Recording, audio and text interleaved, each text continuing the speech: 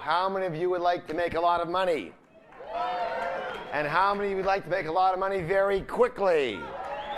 You've come to the right place. My name is T. Harbecker, and welcome to Speed Wealth, how to make $1 million in your own business in 3 years or less. Anybody interested? All right. First thing I want to do is I want to acknowledge you for being here. There's a saying that says 80% of success is just what? Showing up. So since I can't reach well, we have a little ritual here, and all I need you to do is reach around, tap both your neighbors on the back, and go, congratulations for being here. I want to thank you for your time, and I want to thank you for your trust. You know, speaking of trust, it reminds me of a story of this guy who's walking along the edge of a cliff, and all of a sudden he slips and he falls off. But he has the presence of mind to turn around and grab onto the ledge. And he's holding on to the ledge and holding on, and he doesn't know what to do. And he's holding on, and finally he yells up and goes, "Is there anybody up there that can help me?" There's no one. "Is there anybody up there that can help me?" And all of a sudden this big bellowing voice calls out and goes, "This is God. I can help you. Just let go and trust." And all of a sudden you hear, "Is there anybody else up there that can help me?"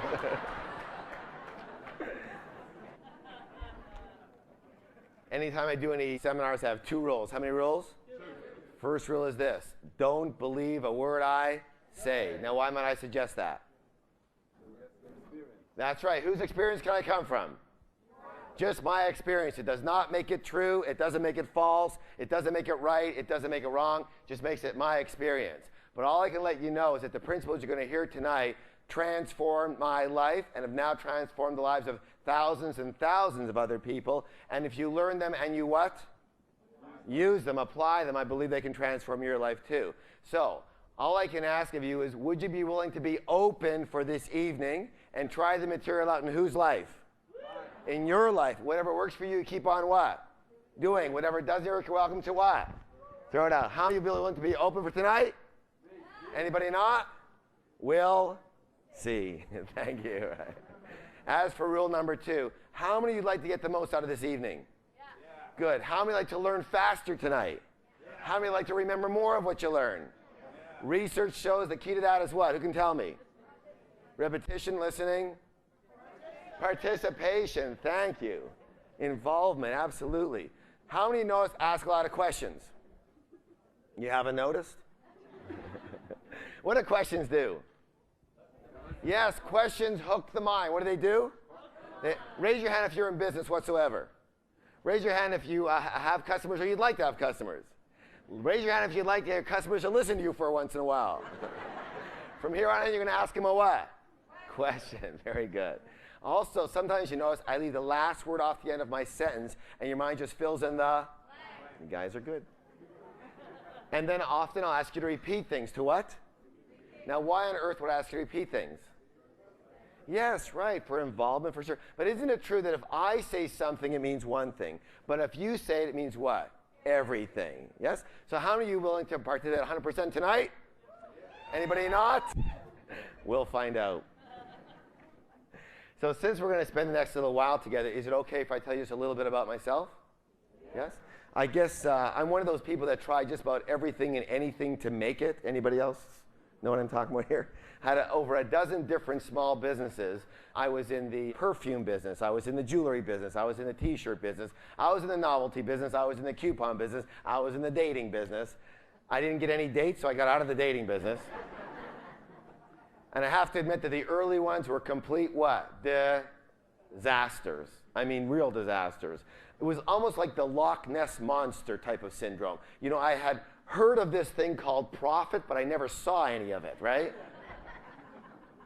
But then one night I got really lucky. I actually came home, and my father was actually having dinner with one of the richest gentlemen in the entire city. And I knew this man. I knew that he was a friend of his, but I'd never seen him at our house. And I had moved back to my parents' house because I was broke as usual, right? You know, you do the business, you move out, and then you go broke and you go back to your parents' house. That happened until I was 61. So anyways, for too long. And so I was back with my folks again, living downstairs. And this gentleman was there, and I knew he was, and he owned half the city. I'm telling you, this guy was if he wasn't a billionaire, he was darn close. But he wasn't just rich, he was a fabulous man. He was very spiritual, he had a heart of gold, he had a beautiful family, he was very family oriented. So he was just one of these guys that you just wanted to emulate, he just had it all together. You know what I'm saying? One of these very special people. And I guess my father had been crying the blues to him about my situation, as usual. And he took me to a side and he said, would you like a word of advice? Well, you know, I said, sure, you know. And he said, Harv, if you're not doing as well as you'd like to be doing, all that means is there's something you still don't know. Well, being a brash young man at the time, I thought, what? I knew what? Everything. But my bank account did not reflect that. And so I listened for a change, and on his advice, I basically devoted myself to studying the strategies of the most successful entrepreneurs in the world, especially those who made it big and made it very what? Very fast. Very what? Because that's how what? That's how I wanted to do it. You know, I was just never one of these guys that could take 40 years in a business to try and make it. You know what I'm saying? I was always thinking, how can I make it quickly? Does that make sense to you, yes or no? Anybody know what I'm talking about here? So, you know, that's what resonated with me. And in doing so, to my shock, I found that virtually how many?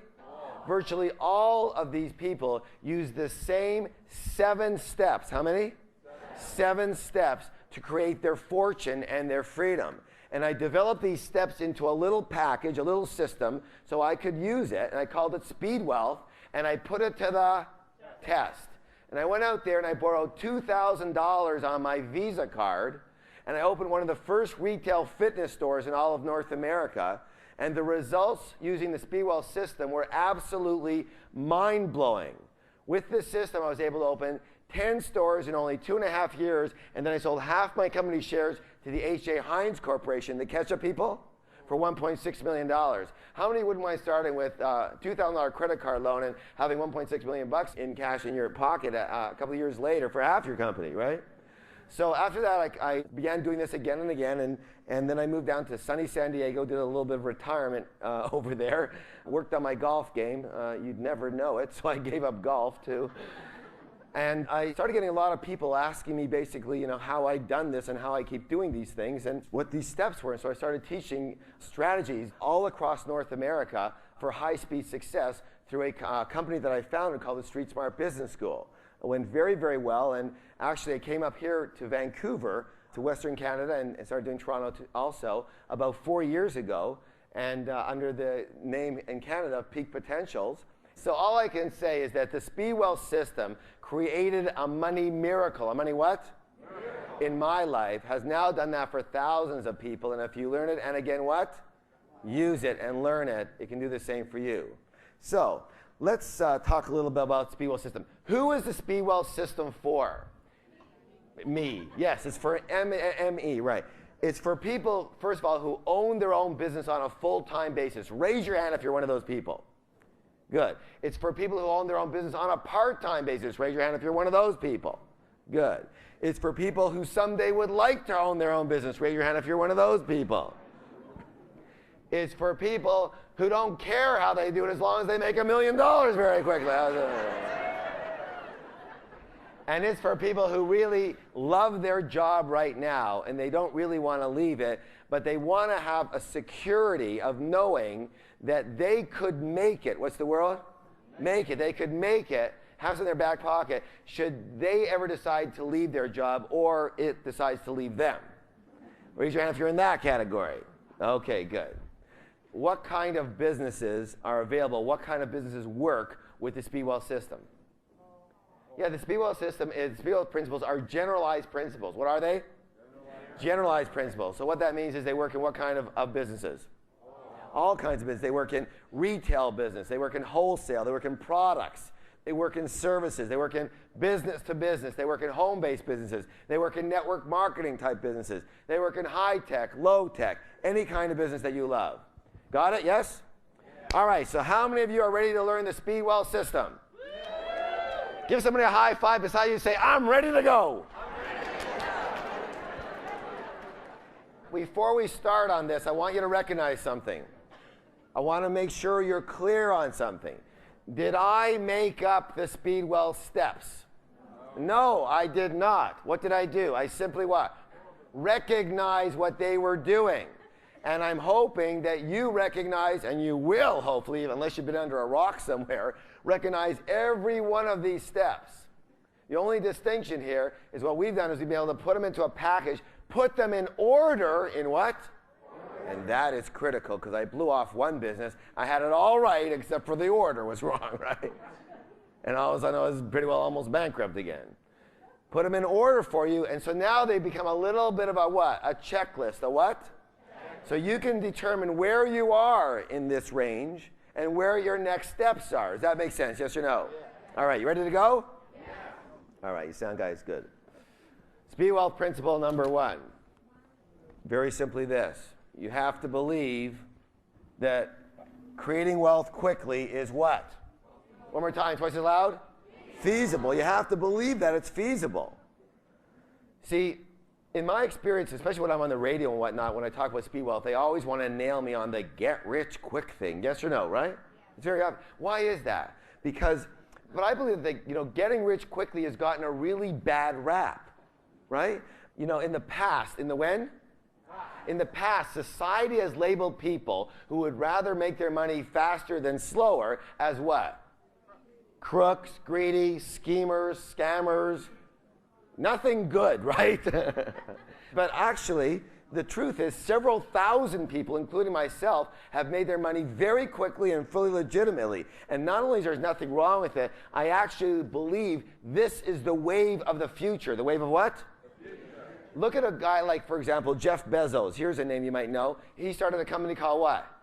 Amazon.com. Here's a guy who comes from a net worth of about $40,000, and in just under 3 years, he's got a net worth of over $7 billion. Okay, the guy is not a crook. The guy is not a scammer. He's not a schemer. He just made his money quickly and legitimately. Does that make sense? And a lot of it to boot. You say, oh, well, that's high tech. Everything in high tech went through the roof. No. There's a fellow by the name of, you want to recognize, John Schnatter. John Schnatter. I mean, who does he? This guy opens up a frickin' pizza parlor, right? Papa John's Pizza. Have you heard of it at all? Papa John's Pizza. And in short order, again, using the Speedwell system, he goes very quickly right to a net worth of over $400 million with pizza parlors. You could do this with hot dogs. You could do this with hair pieces. It doesn't matter. Well, okay, I didn't mean to insult you, sir. It's okay. It was just like so glaring. I was like, it just came out, right? The fact is, more and more fortunes are being made with lightning speed, and for very, very good reason. How many people agree that the world is changing quickly? Yeah. Technology is changing quickly, yes? Yes. Markets are changing quickly, yes? Yes. People's interests are changing quickly, yes? Yes. Yes. And therefore, you have to realize that every time, what time? Every time there is a change. What's the key word? Change. A change in technology, in styles, in the law, in markets, in the latest business buzzword. Somebody gets rich. Why is that? Because change brings what? Opportunity. How many people buy into that? Change brings opportunity. And therefore, quick change brings what? Quick opportunity. And quick opportunity allows you to create what? Quick wealth. Does that make any sense to anybody here? Yes or no? That's what we were looking for. Quick change here. Now, I not only believe that speed wealth is feasible, I believe it's actually necessary today. That if you make it quickly, or you probably might make it at all. Why do I say that? There's something that maybe some of you learned in your MBAs or wherever you took your trainings for business or whatnot, called a product or business cycle. Product or business what? And it looks kind of like this. There's a startup phase, a growth phase, maturation, saturation, decline. So startup, then what is it? Growth, maturation, saturation, decline. Now, this whole cycle in the old days used to take how many years, would you say? Yes, 20 to 30 years was how long you could expect a niche to last for and be useful in the marketplace. Does that make sense? How long is that today? Where you have your own niche that you can basically, this is my niche, this is what I do, nobody else basically does this. Yeah, 6 months if you're lucky. And I would agree. It's anywhere from 6 months to maybe 3 to 4 years if you're lucky. A good example would be a software company. Here you are, you create a software program. It's a very good idea. It goes out into the market. How long is it until somebody recognizes that, puts either more money into it or does it a little differently or has a little niche to it and comes out with something very similar in a bigger way even? How long is it? Months if you're lucky, days if you're not, right? And people are just waiting for you to come out with things so they can latch on to it and do it themselves, yes or no? Now, isn't it true that software companies, by the way, they have the revised version, the updated version, ready before the first one even hits the market? So they can knock themselves off, right? Now, in the publishing industry, are things moving quickly? I'm in the publishing business, so I can tell you in the old days, it takes like, 1 year to 5 years to write a book sometimes, yes? It can take quite a bit of time. And then after all that time, all that effort, all that marketing, all that, you go out there and they get it into the bookstore finally. How long will that bookstore keep that book on the bookshelf if it's not a bestseller?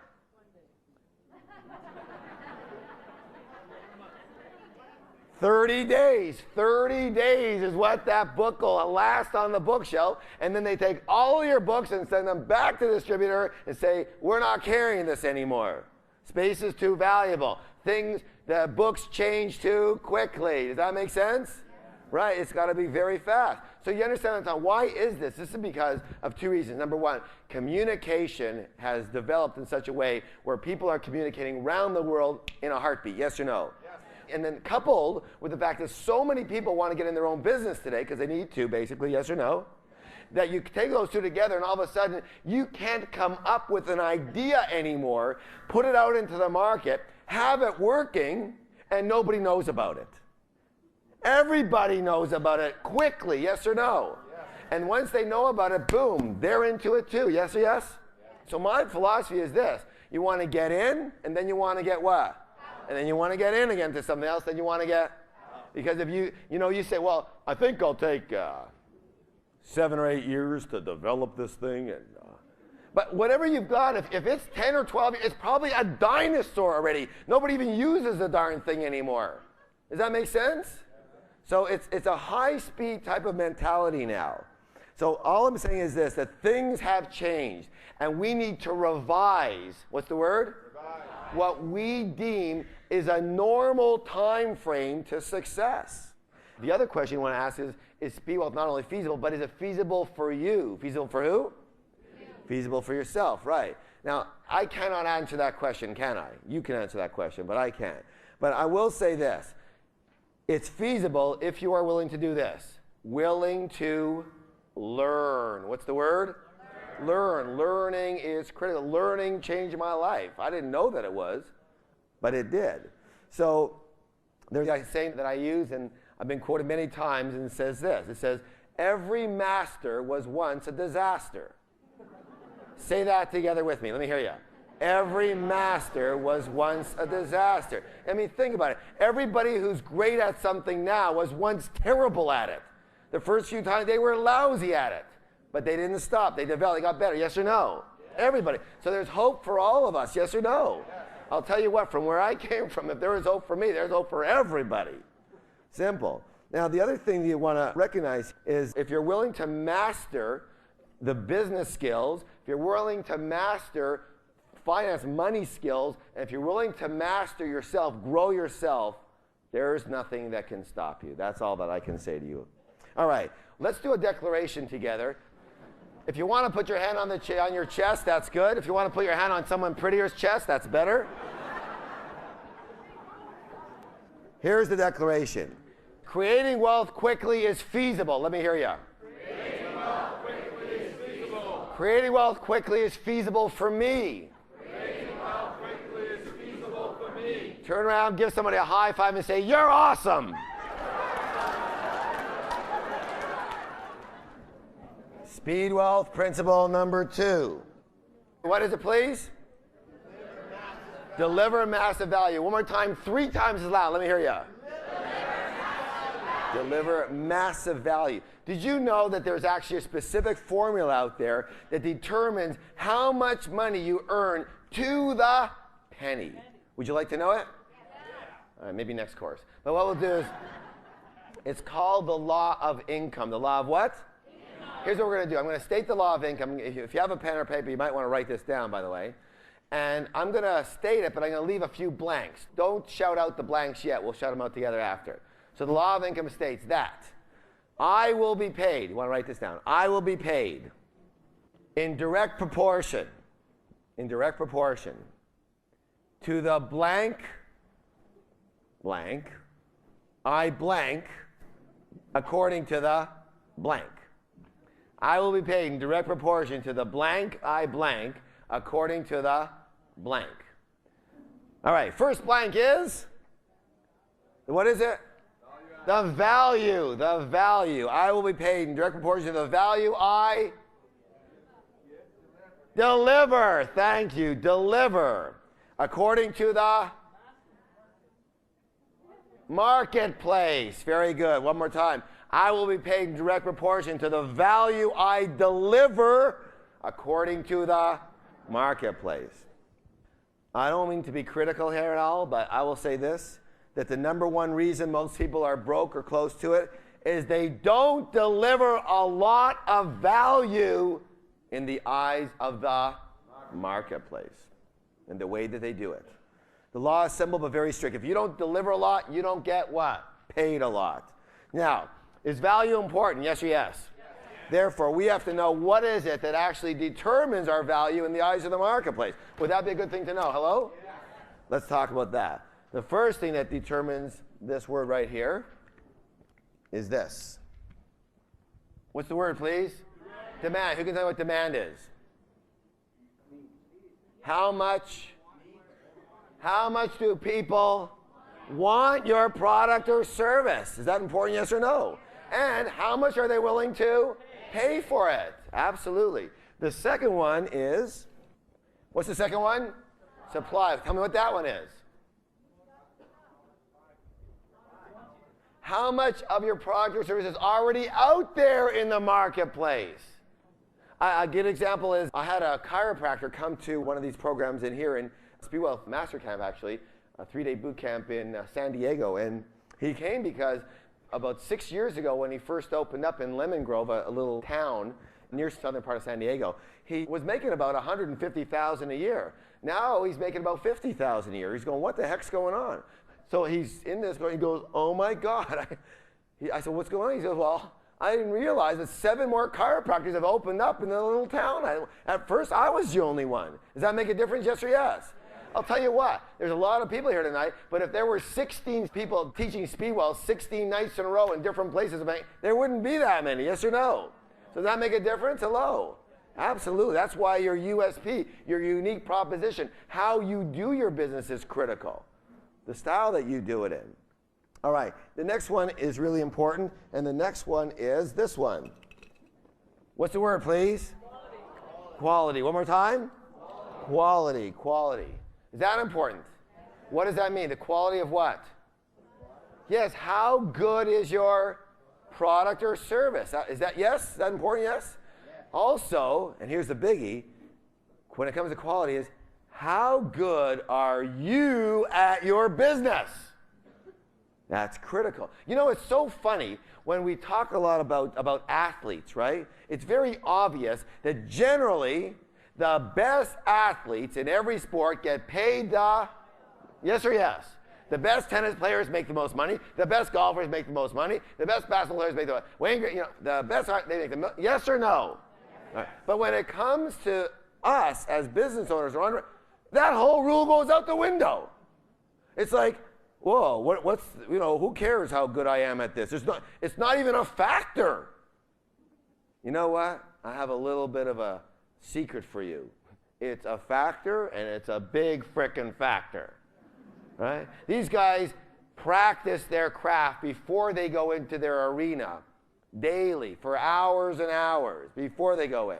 I was in Hawaii recently. I saw the Mercedes golf tournament. I saw Tiger Woods and Mike Weir and all these guys. I was within 10 feet of these guys. And you know what was befuddling to me? Is that as we were leaving, we went on this little shuttle to the car, and then there's this practice range and they were all, every one of them, after I finished around, were all hitting balls and putting. Every one of them after they hit before the game, they hit the game, and they hit after the game.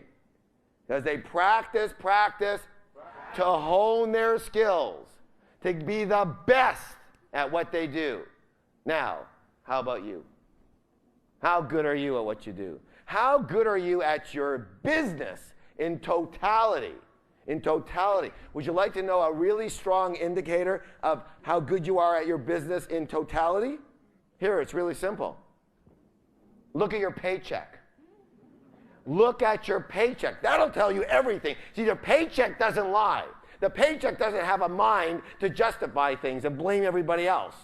Look at your paycheck. That'll tell you what you need to know. Good indication as to how you are in all the aspects of your business. I had a gentleman who got upset when I said that. He says, I am a wonderful artist. And I said, great, you must suck at business. He got upset because he wasn't making any money, right? You understand what I'm saying, right? Good, you're a wonderful artist. That's one part of the business. What about the rest of it? Does being an artist still have to do some marketing, yes or no? Or do they have to have marketing and promotion done, yes or no? Of course. That's part of the business. Where are you there? Absolutely. So that I know it got a little quiet in here after that. But you know what? Every master was once a... Very good. All right. Let's talk about the last one here. The last one is called... What's the word, please? Quantity. One more time, twice as loud. Quantity. Quantity. Thank you. What does quantity mean? How much of your product or service are you actually delivering? What's the key word? Delivering. Notice I didn't say produce. In fact, in the old economics books, and I wouldn't doubt if they're still there, the law of income is there, and it says you'll be paid in direct proportion to the value you produce. You know what? That is absolute BS. You don't get paid for what you produce, do you? Now, how many of you have produced things and never got paid for them? How many of things that are produced sitting in your basement or your garage right now and not getting paid for it? You don't get paid for what you produce. You get paid for what you deliver. In the delivery is the transfer of the goods to the money. That's the rubber meets the road, yes or no? You got to deliver it to get paid, and if you want to get wealthy, you got to get paid. Simple as that. So let me ask you this. Which of the four factors here do you think is the biggest problem for most business owners? How many people say the biggest problem for most is the demand factor? They're not in the right situation. How many know the biggest problem is supply? Too much competition. The biggest problem is quality. How many know the biggest quantity is quantity? All right. In my experience, the number one challenge for most people who are in the small business arena, small business, I choose say anything under, let's say, 10 million. That's a small business. Number 4, quantity. Quantity is the biggest challenge. You see, a lot of people have an excellent product or service, and they may even be delivering it to the marketplace, but not in enough what? Quantity to create wealth. So, if you want to get paid, you must deliver your value to people. But if you want to get rich, you have to deliver your value to what? A lot of people. That's the difference. And that's why, regardless of the business, if at all possible, I would highly recommend that what's the word? Possibly part of your revenue come from product sales. Now, why would I say that? Product sales versus strictly personal services where you have to be there to get paid. Why is that? Because products give you the opportunity to deliver large what? Quantities of your value without what? Without limitations. Thank you. I'll give you an example of what I'm talking about. Let's say, for example, that you're in the pen business. The what business? The pen business. And Marriott Hotels calls you up and says, we need 50,000 pens for our new hotels coming up. What do? Well, you go and you pick up the phone and you call up your supplier and you say, I need 50,000 pens. And they say you're 50,000 and you ship it off, or they ship it directly to Marriott. Is there a problem, yes or no? All right, Weston calls up the next week and says, we need 500,000 pens. What do? Same darn thing. You pick up the phone, call the supplier. That supplier doesn't have enough. You call three or four more suppliers. You get them all together. You ship them off to Weston. You make your money. Yes or no? All right, so that's basically how it is. So all of a sudden here, let's say now you're a massage therapist. and you got 50,000 people waiting and lined up outside your door. What do? You shoot yourself. What can you do? You're stuck. You're finished. Well, you still have the next. What are you going to do? Wealth rule number 1. Number what? Never have a ceiling on your income. Wealthy people do not have ceilings on their income. If you are therefore in a job or a personal service business where you have to be there in order to get paid, you have a ceiling on your income, and it's good that you're aware of that. You could be the best masseuse in the world, but there's only so many massages you can do in a day. The same limits are on counselors or consultants or professionals or anybody else working by the hour or by fixed salary. Do you understand? Yes or yes? If you are currently serving, then, we'll talk about quantity here, 10 people a day, you have to create a strategy to serve 100 people a day. If you're serving 100 people a day, you have to have a strategy to serve 1,000 people a day. How many people think there's a big difference in income between serving 10 people a day and 1,000 people a day? That's the difference between making a living and becoming rich. Do you understand? Yes or yes? Yes. Those are the critical things you have to get. So, I deliver massive value to thousands and thousands of people. Let me hear you.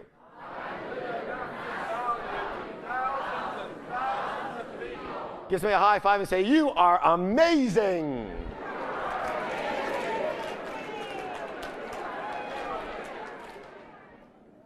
Speed Wealth principle number 3. Number 3 is what? What's the first word? Timing. Timing. Choosing the right business or the right niche at the right time. How many of you have ever heard the saying, timing is everything? How many people believe that saying? Ugh. Trust me, I believe that saying. Big time. Big time, I believe that saying. Business opportunities are like cars. There's race cars, there's jalopies, and there's everything in between. The key question you have to ask yourself is, what are you trying to win the race with? What are you trying to create wealth with? A race car or a jalopy? Is it going to make a difference, yes or no? Yeah. So, the idea here is you want to get in as much as possible on trend. On what? Trend. Who can tell me what a trend is? Current, yes, yes. A trend is simply a field or an arena that is in a phase of long-term high demand.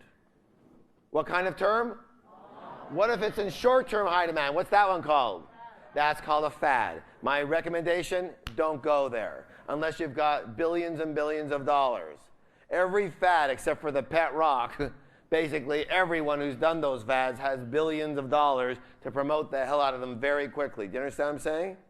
And again, you could get into a fad and you'll kind of just put it out there a little bit and then some big conglomerate will take a look. Well, that's a good idea. People are trying to buy that. Let's just get in that business. Right? So you got to watch for that. But you want to get on trends. You want to get on things that are going upscale versus down. So what are some of the trends that are going today? Well, let's take a look at high technology. Is high tech a trend today, yes or no? Yeah, high technology is a trend. Telecommunications, is that a trend? Absolutely, sure. Computers, is that a trend? The internet, is that a trend? Yeah, anything to do with electronics, communication, all of those are on trend. Let's take a look at the understanding, though, that not everything is high tech that's on trend. In fact, John Nesbitt, who's heard of John Nesbitt? He's a very wise trend soothsayer. And basically what he says is that, you see, the understanding is that we have a mind and we have a heart. We live in a world of duality. You have to have both sides of everything. Does that make sense? So the greater demand for high tech, the greater demand for high what? High touch. So that's why there's enormous interest in things like nature and gardening and adventure and relationships and personal growth and spirituality. Yes or yes? Enormous interest in these areas. Talk about spirituality and those type of areas. How many people have heard of Chicken Soup for the Soul? You know, it's the book, obviously, by two of my closest friends, Jack Canfield and Mark Victor Hansen. This book, in case you haven't heard of it, it started with one volume. It's basically stories to warm the heart is what they talk about. Started with one volume. Now there's over 30 volumes. I spoke to Jack a couple of weeks ago. He says there's going to be 75 volumes. There's a new volume coming out pretty well every couple of weeks. There's a whole industry called Chicken Soup for the Soul. There's Chicken Soup for the woman's soul, and Chicken Soup for the teenage soul, and Chicken Soup for the pet lover's soul, and Chicken Soup for the Canadian soul, and Chicken Soup for the grandmother's soul, and Chicken Soup for the fisherman's soul. I wouldn't eat chicken soup with fish, but I'll tell you. There's a new one that's come out by a completely different author now, and it's just the opposite. It's all about meanness and robbery and blackmail. It's called Sick of Soup. Anyways.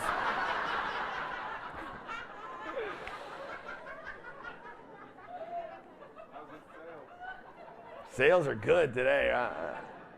Another area that's booming is the health and wellness and appearance industry. Yes or yes? Why is that? Because who's buying up all this stuff? What are they called? Baby boomers. When were baby boomers born? Between the years of what? 1945 to 1964. Thank you. Approximately there. What's the age group they're moving through now? Middle age, right? And they're going through kicking and screaming. They don't want to be old because they got a certain lifestyle. And it's not the baby boomers today don't want to live in old age homes and not have lifestyle is everything for these people, including myself. Yes or yes? So those things that's a scorching hot industry, absolutely. Another huge area is the area of entrepreneurship, business ownership. People are realizing today more and more and more that not only can a job generally not make you rich, but it lost its most appealing essence, which was security. I believe, and I've always believed, that you're more secure in your own business than you are in a frickin' job. At least you got a choices there. Someone else just comes in and says, this is called a pink slip. You go, why? Well, we're downsizing. That's all there is to it. So, I don't mean to say anything, but I'm here to kick some butt if I can. And one good thing about a job is it's the most perfectly spelled word in the dictionary, because it stands for what? Just over broke. And why is that? Because that's the way they keep you coming back tomorrow. Do you understand? It's just quite thought out. It's very, very intelligent, at least on their part. So here's my thoughts. If you're in a job, you have got to be performance-based. You've got to be performance-based. You've got to be able to get into a position whereby you can get paid based on your results. Does that make any sense whatsoever? Then there's no problem with the job because it's really your own business, isn't it?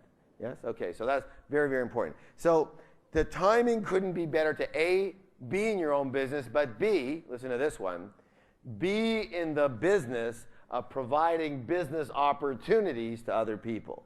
That is a huge business, all right? And always, if you present it properly, it's very hard to turn that down, but most people don't present it properly. I do a lot of talks for certain companies, and it's actually easy to do it once you know what you're doing.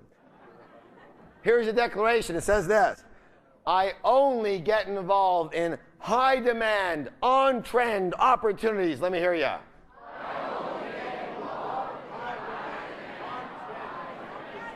Give somebody a high five and say, you're incredible.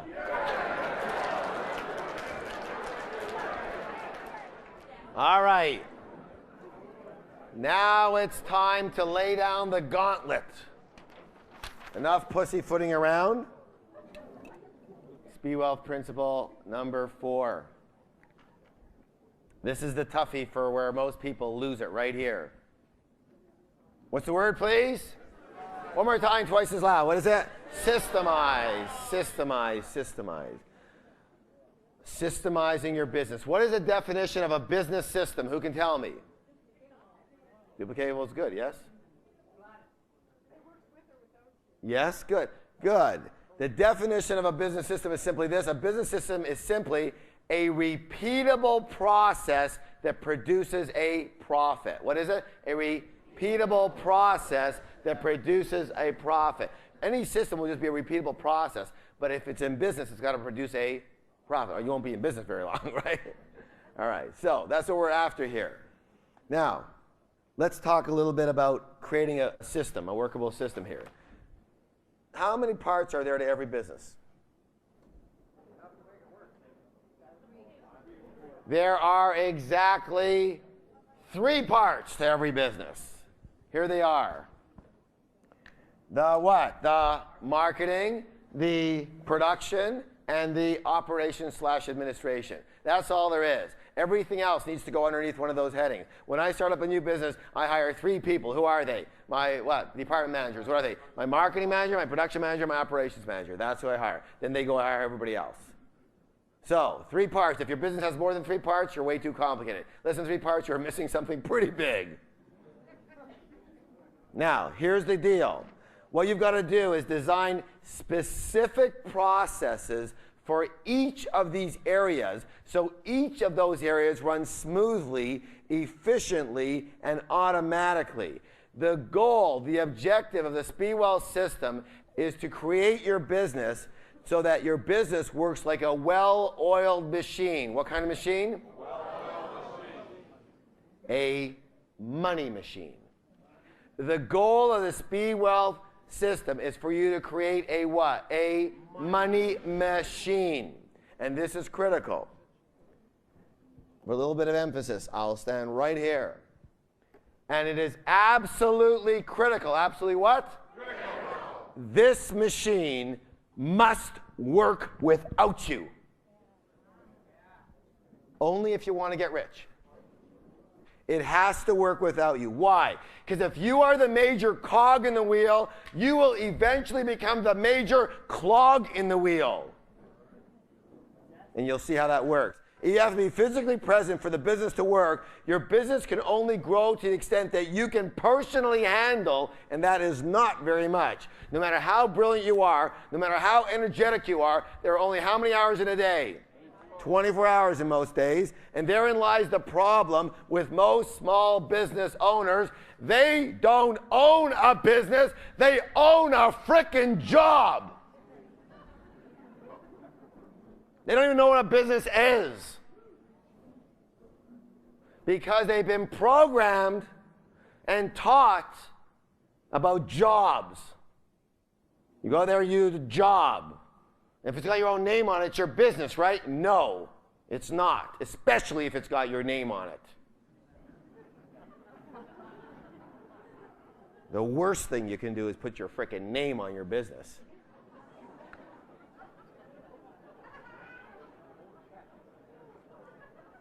Hi, I'm small.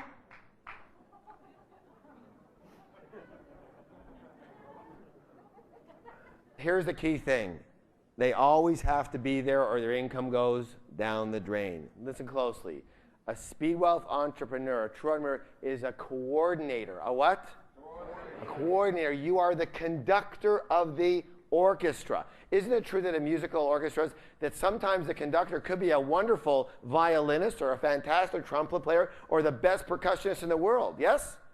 But do they play those instruments when they're conducting? No, they don't. Why don't they play those instruments? Because then there'd be nobody left to what? Conduct the frickin' orchestra.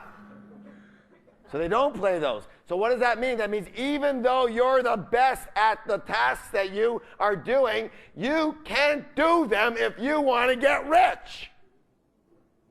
You only can do them if you want to earn a mediocre living. I'm not mad at you.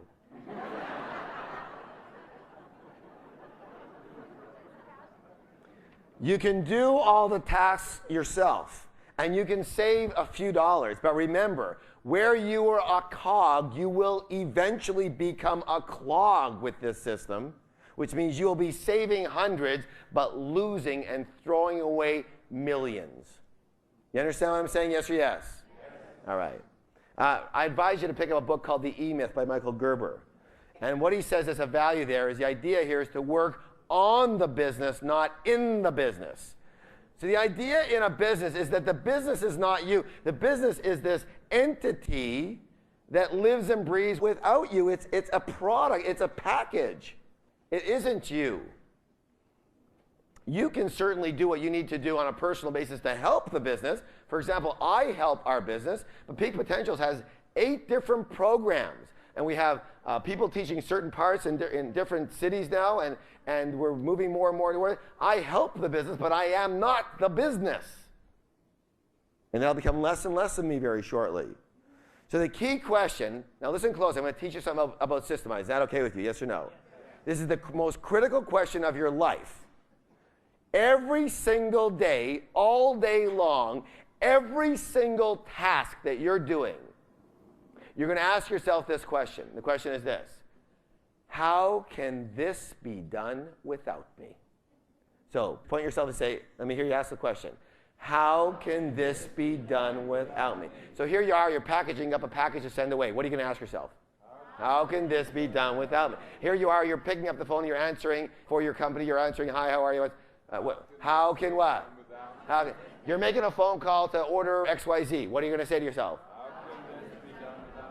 You're doing the books and figuring out the numbers and all that. What are you going to say to yourself?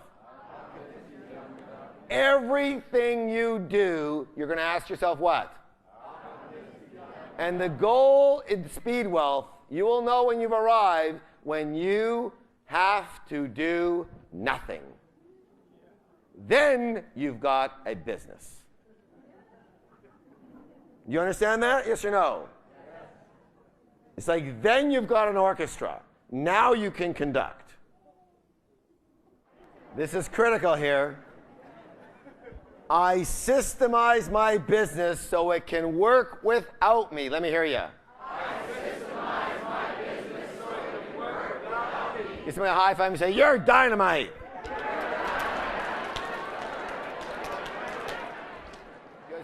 I want to remind you something. I am not here to ask you to buy into any of this. I'm not here to tell you this is the way you have to do it. I'm not here to change the way you're doing it if you don't want to. I'm only here to give you and present you a model that actually works in the real world. And if you notice, this is how people do it all the time, don't they? And you'll see a few more steps here.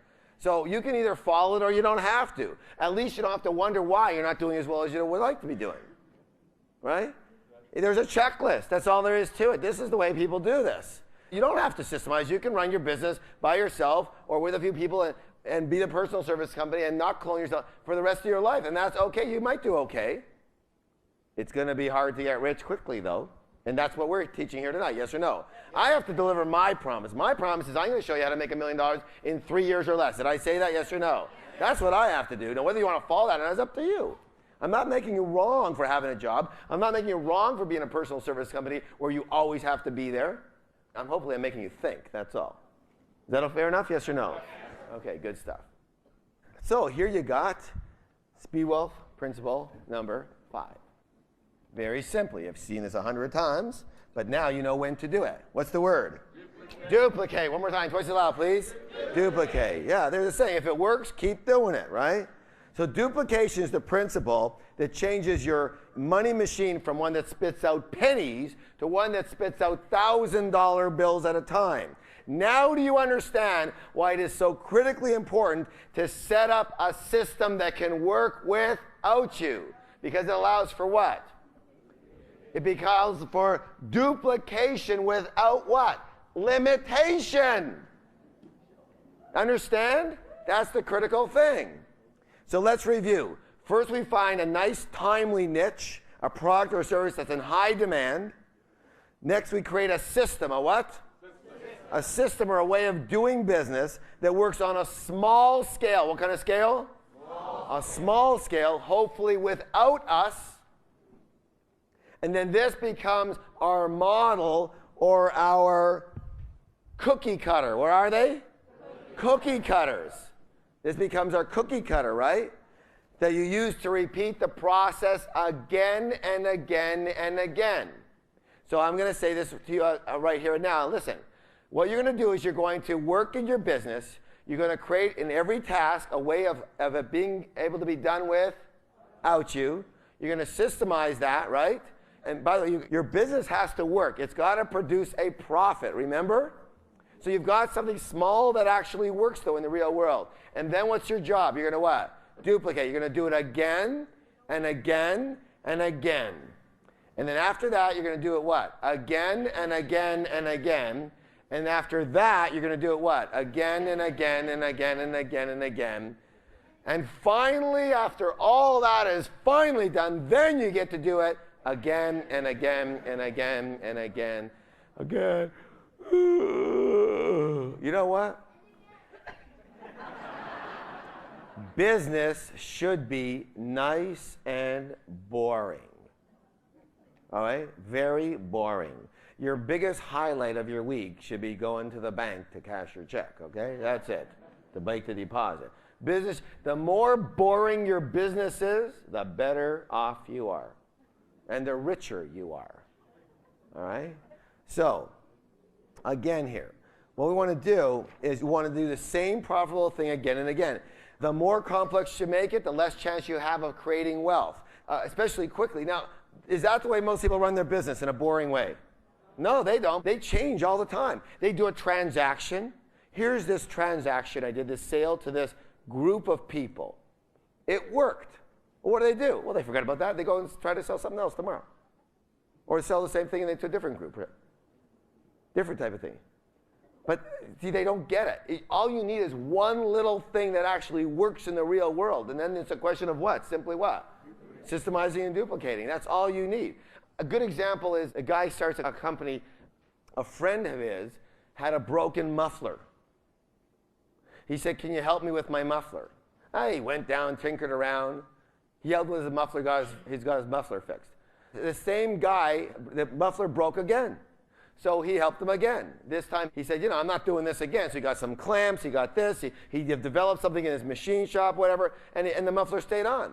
And I ended up opening up a little company called Midas Mufflers. That's pretty simple. Then what did he do? He tinkered around for a while until his little shop could operate without him, right? Got the systems together. Took him about a year or two. And then what did he do? Then he said, you know what? I have a good business here. Does anybody want to do this business? I'll show you how, but you got to pay me. That's called a what? A franchise. And now there's what? Thousands and thousands of Midas Mufflers all over the place. And this guy's somewhere in Hawaii smoking a cigar. Not near the muffler, I hope, right? So yeah, most people don't do this. They're not looking for that little smidgen of something that actually works in the real world in order to duplicate that little something. They got the drama thing going. Everybody wants to live in a freaking soap opera in their business. So up and down and up and down. And that's a programming thing we'll talk about a little bit later on for you guys. But let me just say this.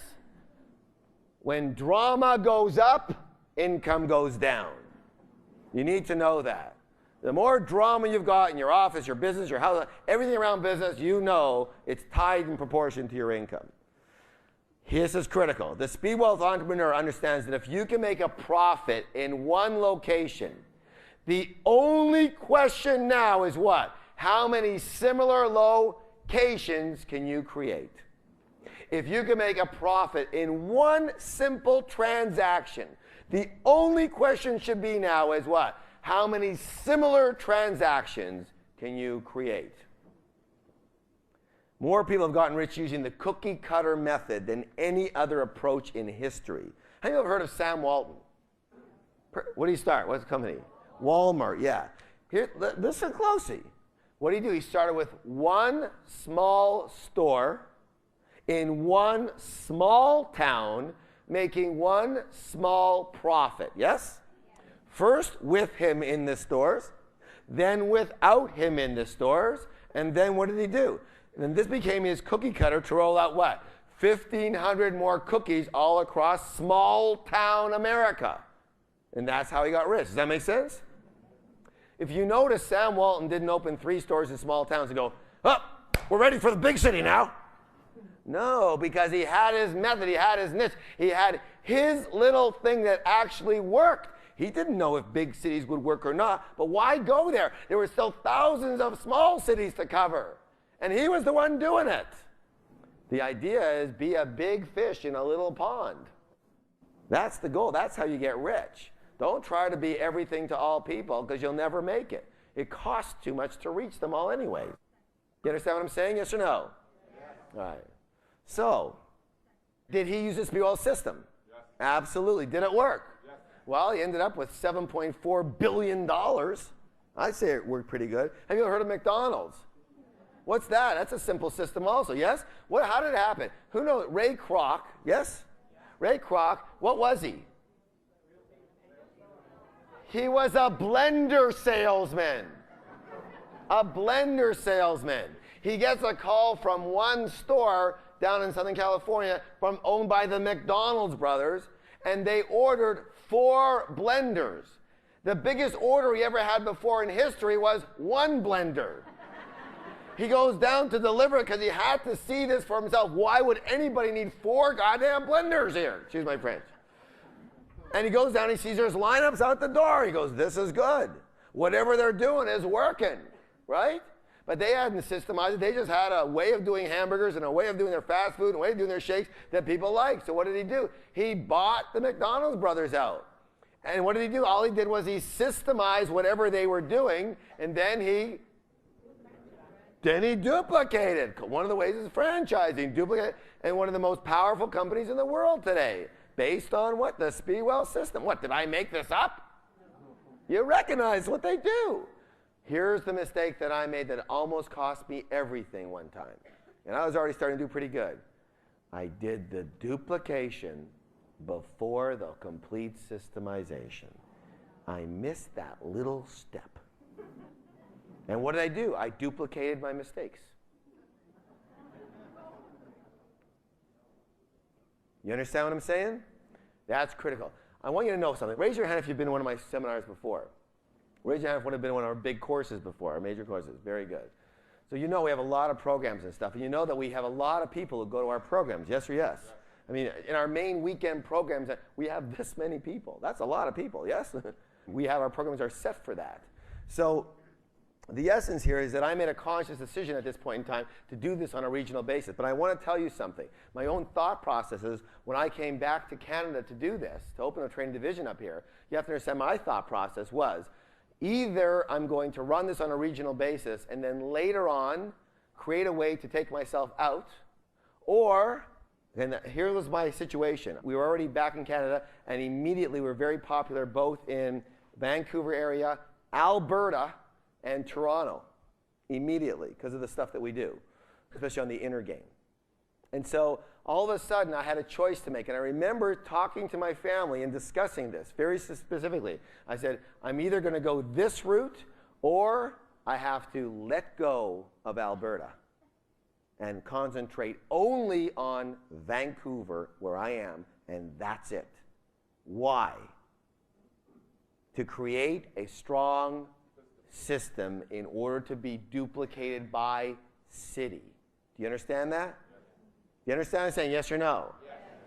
So what we've done is we're expanded pretty wide, but we have such a strong support system and fantastic staff. So now if we want to go by city, we still know how to do a city. Does that make sense? Yes. But this is a harder way to do it. It's lucrative for us, but it's a harder way for most people. Don't go out there and start doing this until you've got a methodology that works on a very small scale. Does that make sense to you, yes or no?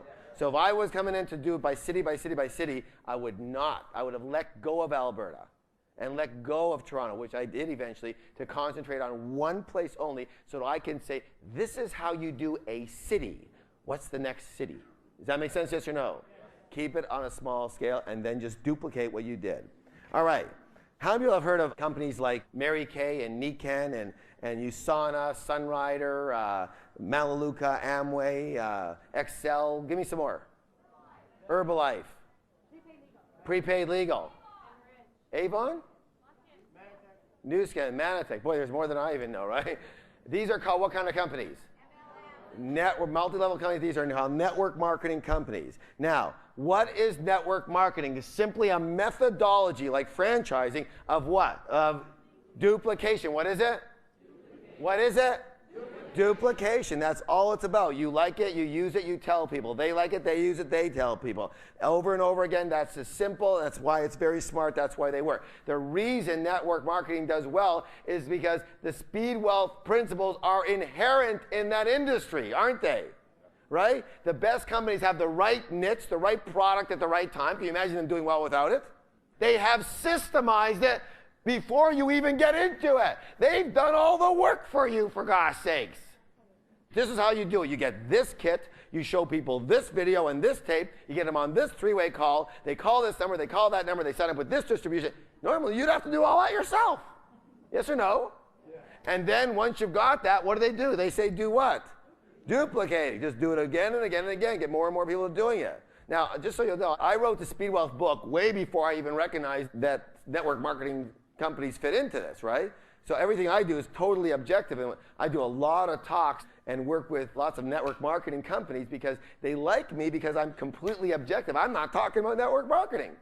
In fact, so we have some of the principles involved so well with it that is different information, but it's so powerful. When people use it, they just go through the roof with whatever they're doing. Plus, people who get involved in it see the power of that stuff. The idea is that, for example, I know a very average couple, and I mean average couple. He doesn't have too much going on up here, I'll tell you. She's pretty sharp, but they live in Tennessee. Tells you a little bit right there. Anyway, small town Tennessee. Did you see Deliverance? I saw that. He reminds me of that guy, that's why I say that. They have 20,000 people in their downline. They're all family. No, they're all...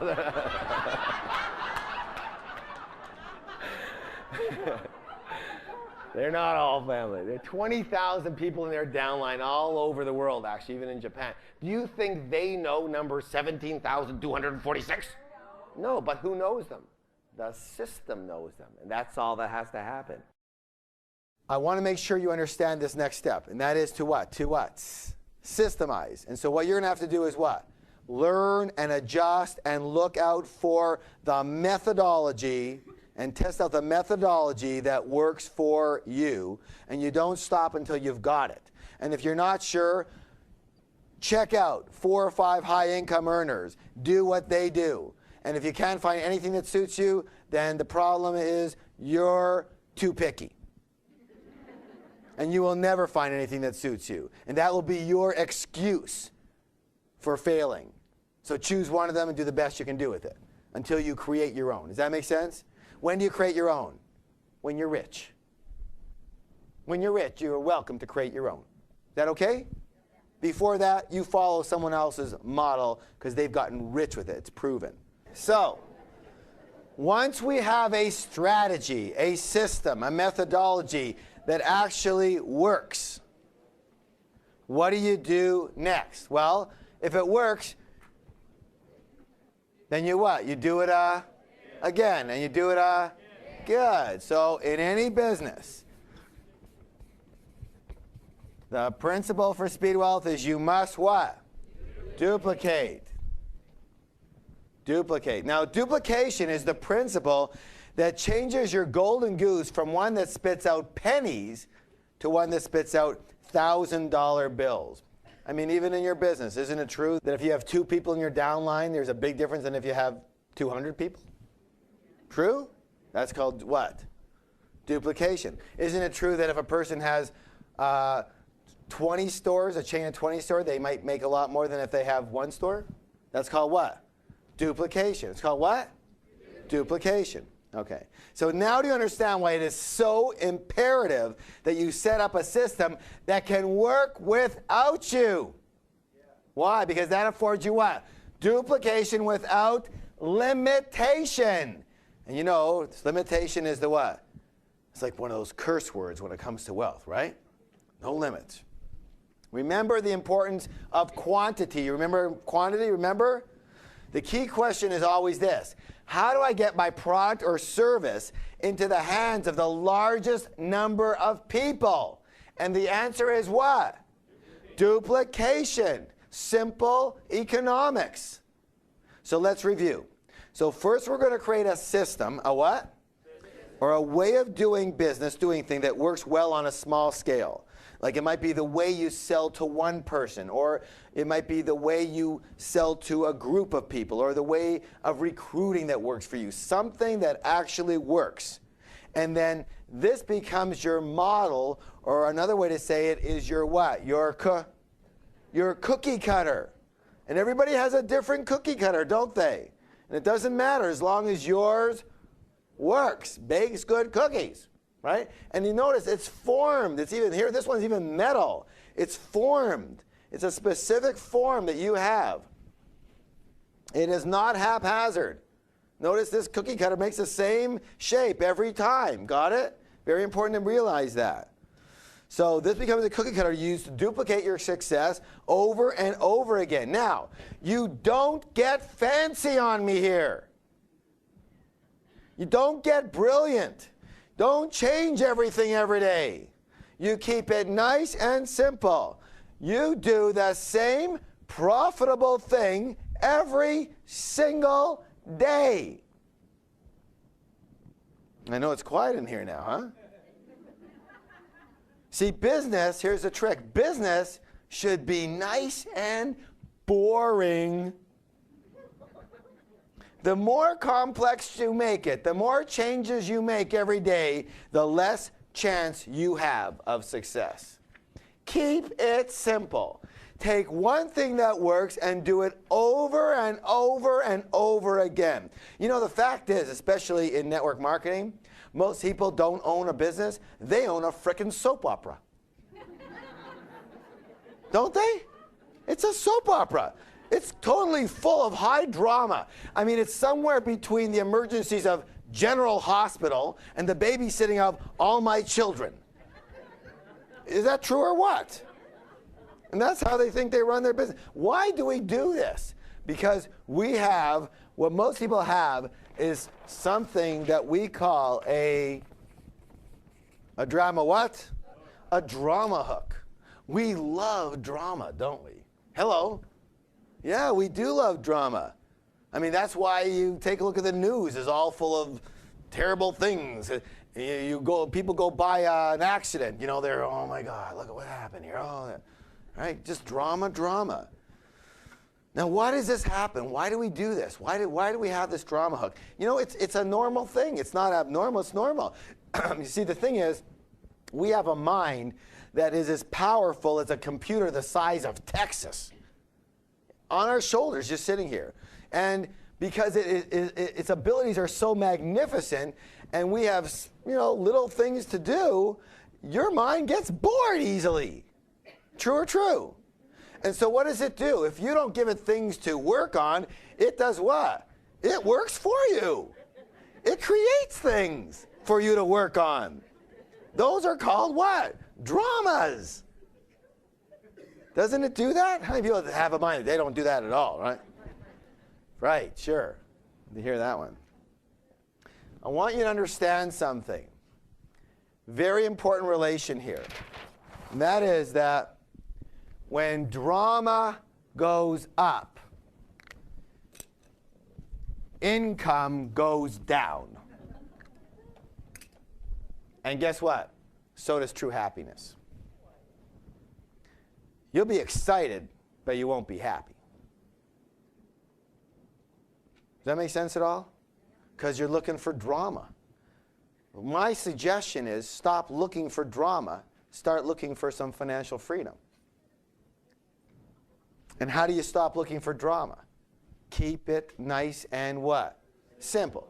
You find one thing that works, and you just keep on baking that same silly cookie every day. That's all.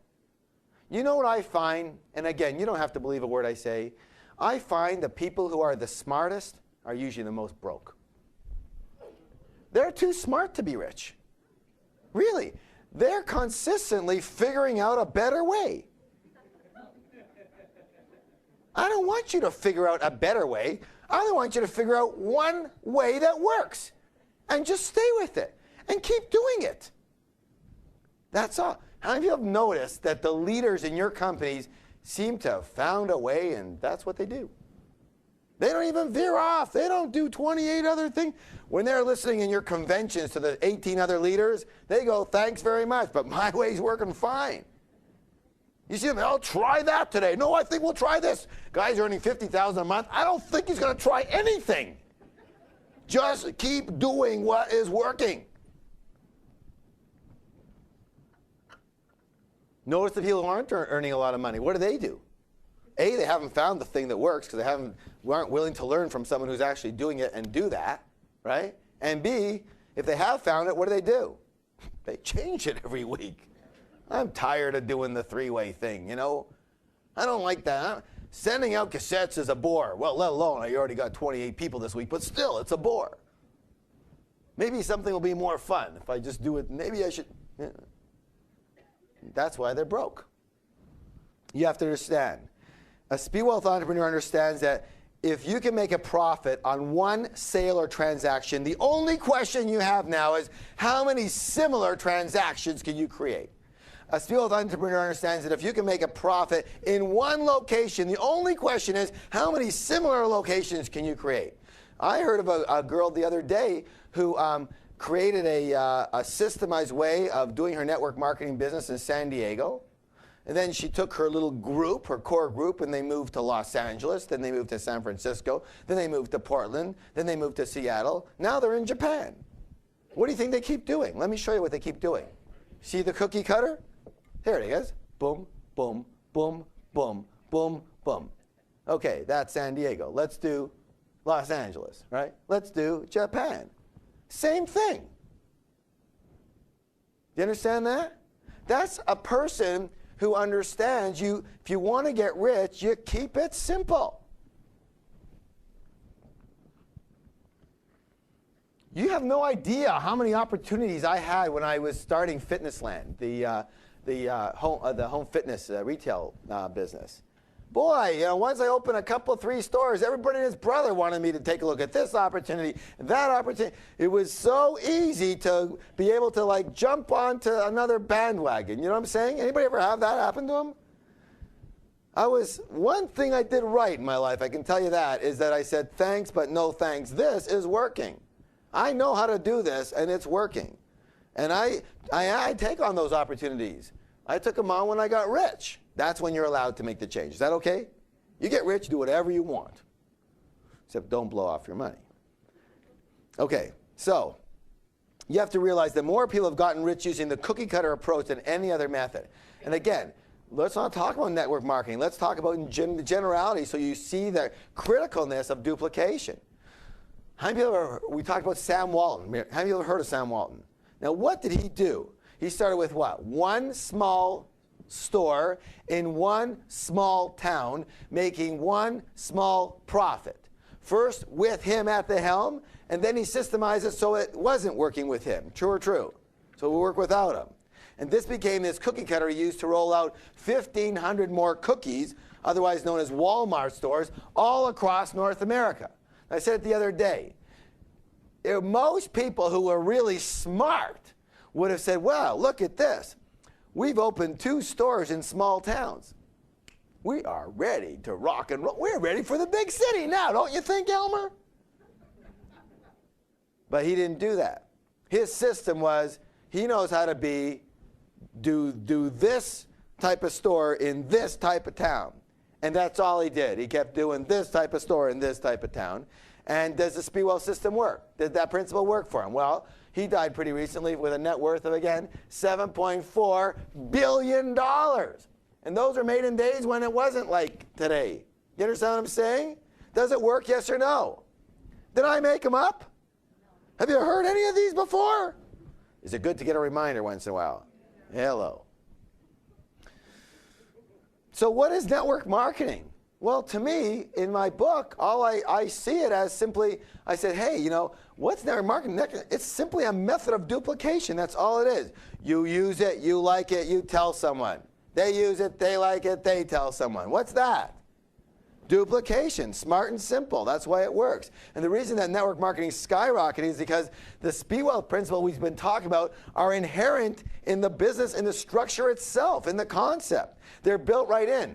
Don't the best companies have the right product at the right time? Yes or no?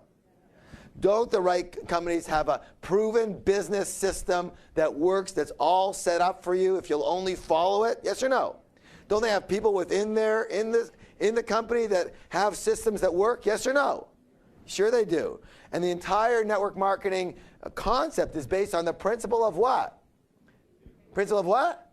Duplication. See, I know normal, everyday folks who have 20,000 people in their downline, and they earn over $1 million a year. Now, here's a question for you. Help me out with this. Do you think they personally know number 17,241? Do they know them? No, they don't. Of course not. Yet they still make money from that person. How?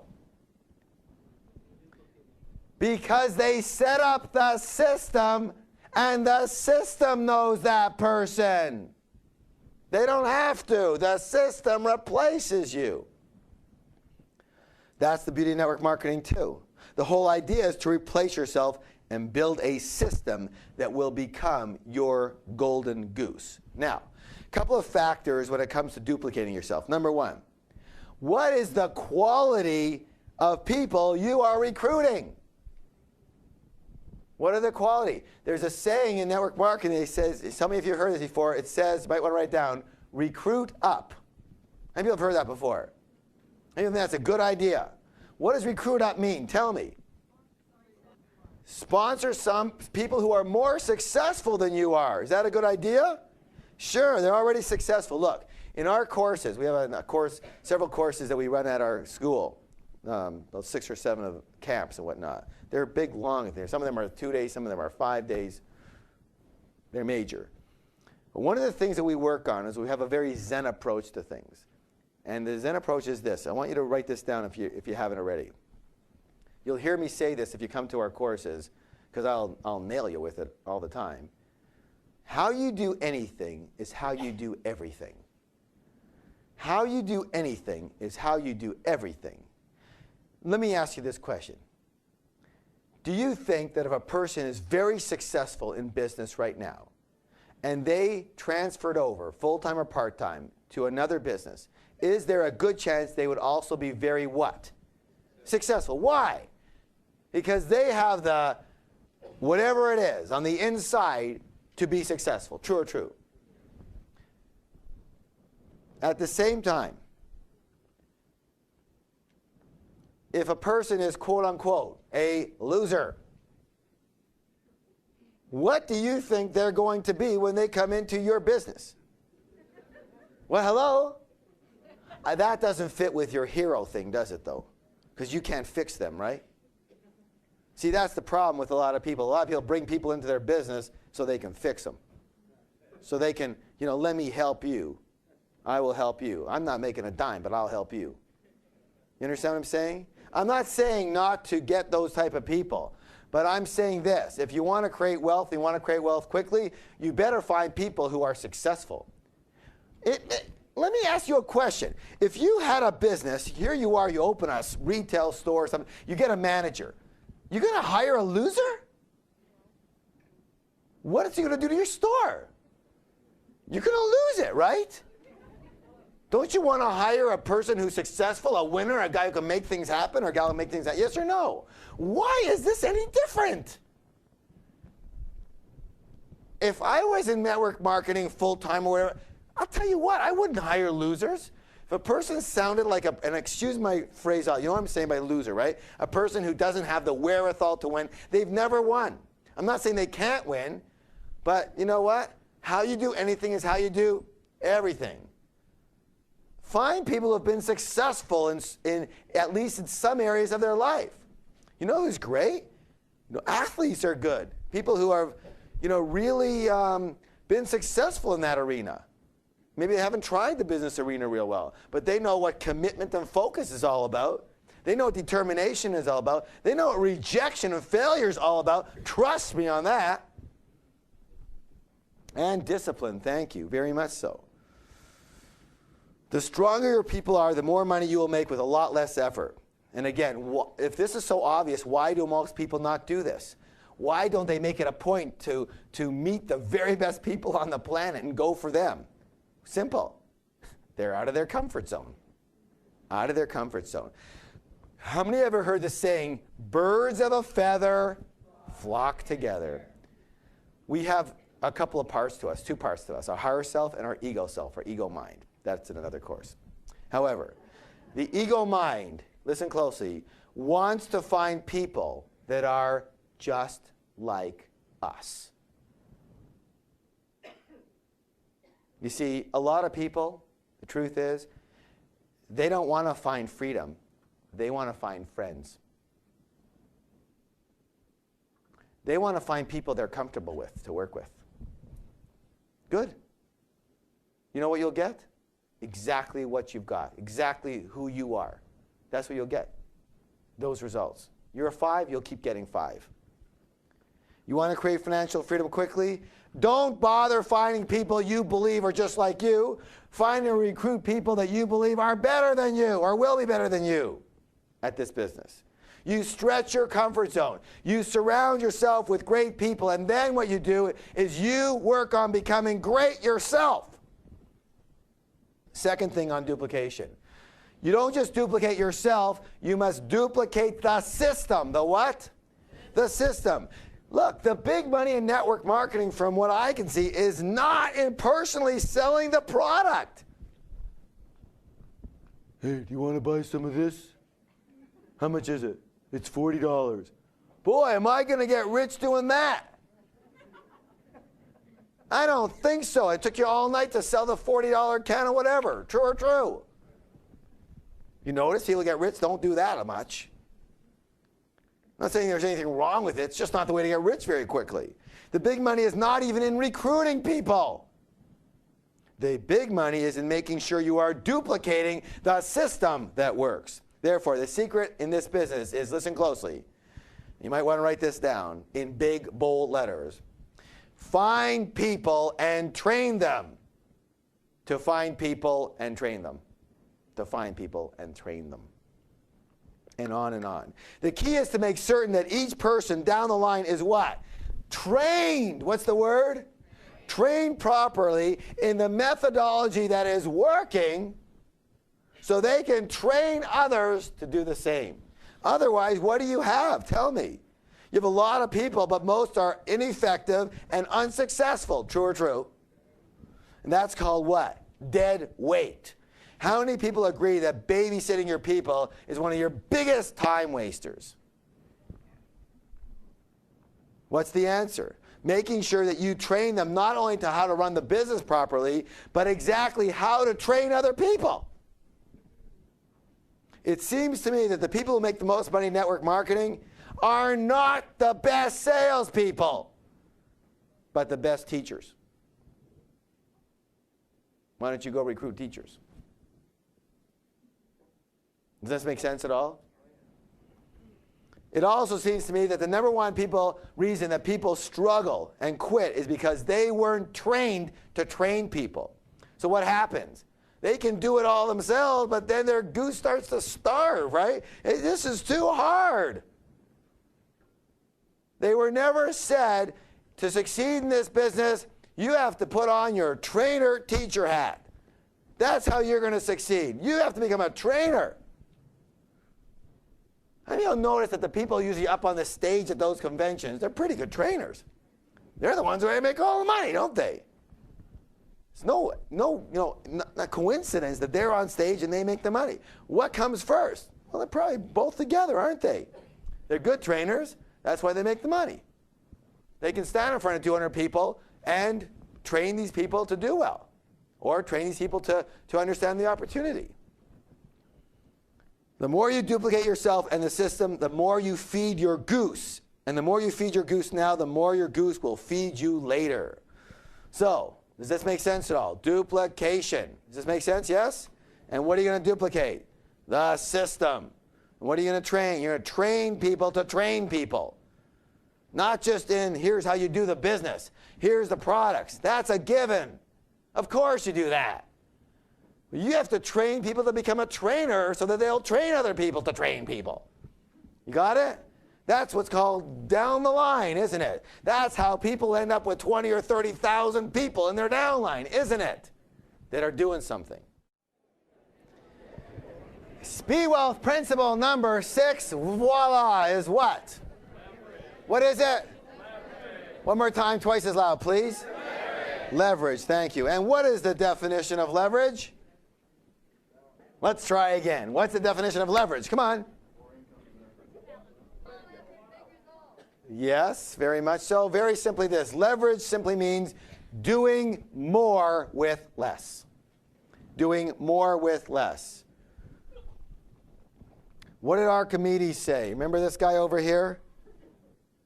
There you go. Give me a lever long enough and a place to stand, was it? and I'll move to the earth. Very good. Leverage. Let me tell you something. Leverage is the secret ingredient that all wealthy people share. Virtually impossible to get rich without leverage. Virtually impossible. You think about it. I mean, you think about even people who've saved for 40 years. If you save for 40 years under your mattress, chances are you're not rich. But if you let that money accumulate on compound interest for you, chances are you're rich. That's called what? Money working for you. That's a form of what? Leverage. Does that make sense at all? How many would agree? Raise your hands if you agree it's almost, I mean, nothing's impossible, but virtually impossible to get rich, especially quickly, if you're not using leverage. Okay. Good. So give me some examples of leverage. Tell me some. Hello. Other people's time and labor. Good. Thank you. Other people. Yes. Right. So again, other people's time. Yes. And labor. Yes. Products. That's leverage, right? Products represent you. Yes. Information is leverage. What else? Yes. Other people's success, their stories or their learning. Sure. Learning. Is education leverage? Is using other people's money leverage? Good. Is using technology leverage? Yeah, there are many, many forms of leverage. But why is leverage so important? Well, again, remember the other key to wealth that we talked about earlier, making sure that there are what? No what? Limits. No what? No limits on your income. And again, there's only so many hours in a day. And if you have to physically be there to earn money, you are extremely what? Limited. So if there's one element that I would say that puts network marketing heads and shoulders above most other industries, it is the word what? Leverage. You know, I'm going to see if I can duplicate this because I saw an awesome example the other day that I want to share with you. Some people may have seen this and some people I'm sure haven't, but it really blew me away. It was an example of this guy in network marketing who has 50,000 people in his worldwide organization. That's quite a bit, isn't it? I mean, he's worked it properly. You can tell he knows what he's doing. But he says this. He says, what's the maximum number of hours that a person can work in a day? 24 if they don't ever what? Sleep, okay? So the maximum in a year, listen closely, is 8,760 hours a person can work in a year if they don't sleep. You got that so far? Now, in this example, if each person in his downline only worked 1 hour per year, then he would be getting paid on what? 50,000 hours, right? Does that make sense?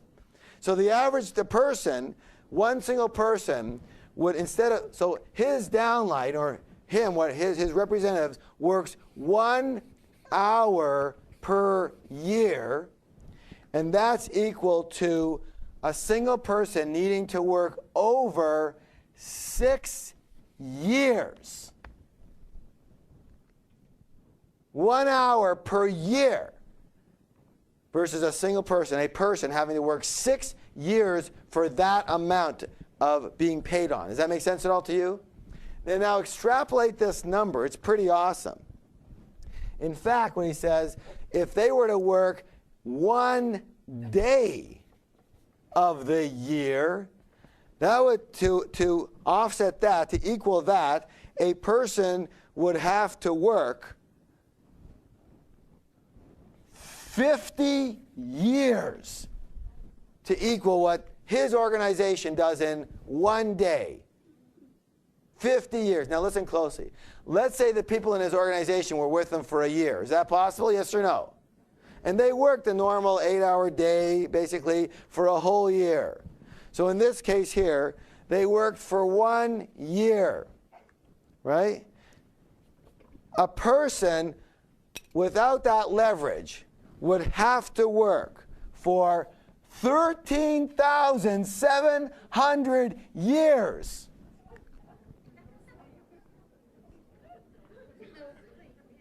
No sleep.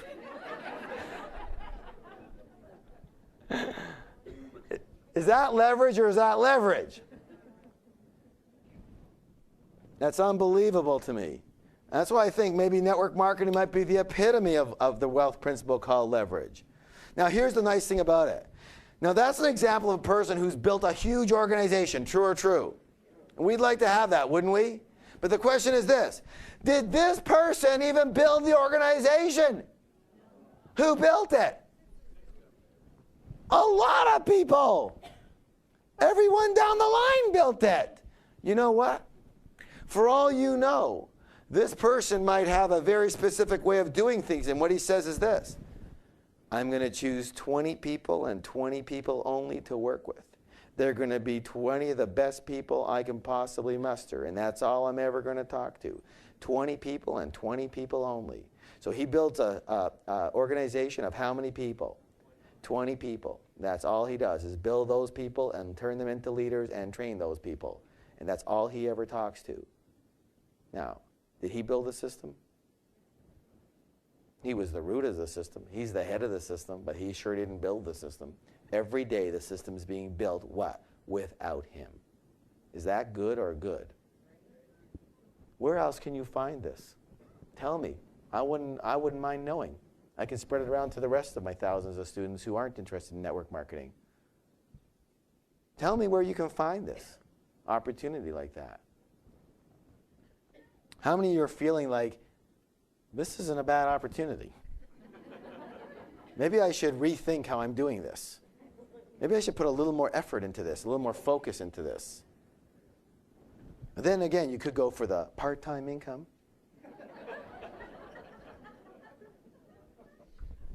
And also, doesn't this lead to another form of leverage? Where in network marketing, it seems to me, and again, I'm sure that the companies don't like to talk about this, but whenever I've interviewed people and talked to successful people and stuff like that around in network marketing, many people have told me, and tell me if this is true or not, that, you know, that person over there, they're not even, they're making like 20 grand a month, and they lucked into it. You know, at first I was saying, well, how could they luck into it? You don't luck into it. Oh, yeah? They found one guy that they didn't even find. They found a guy, and the other guy found a girl who found this other girl who is just like dynamo.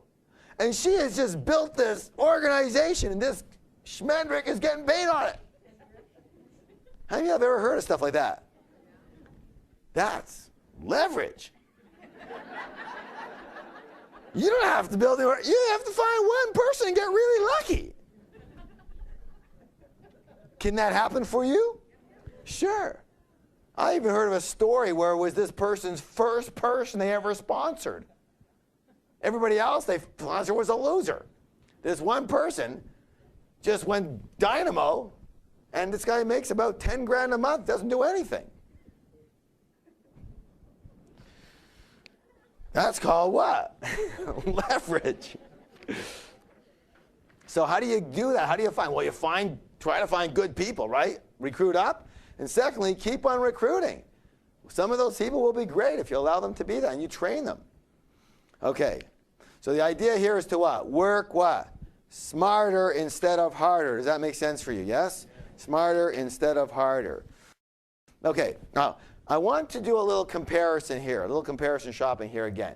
And I don't want to like cram down numbers down your minds right now, but I'm just looking at this myself. And I was coming up with a bit of a comparison over here. And the comparison is, let's see, we talked about earlier about the fact that we're here, what's the date today? It's February the 3rd, 2000. 3 years from today is going to be what, February 3rd, 2003. How many people got that math? That's good. Okay, and that's enough arithmetic for now. 2003. And how many of you would agree that you would like to be maybe in a different position on this day 3 years from now than you are today? Especially financially. Raise your hand. Especially in your time freedom and stuff like that. So what are some of the alternatives? Well, number one, you can do nothing. Right? You don't have to do anything. And chances are at that point in time, what's going to happen? Probably not much or a heck of a lot worse off than you even are today, right? I'd be able to agree with that. May not be the way to do it. But now let's take a look at a few different people. Let's take a look at Bob.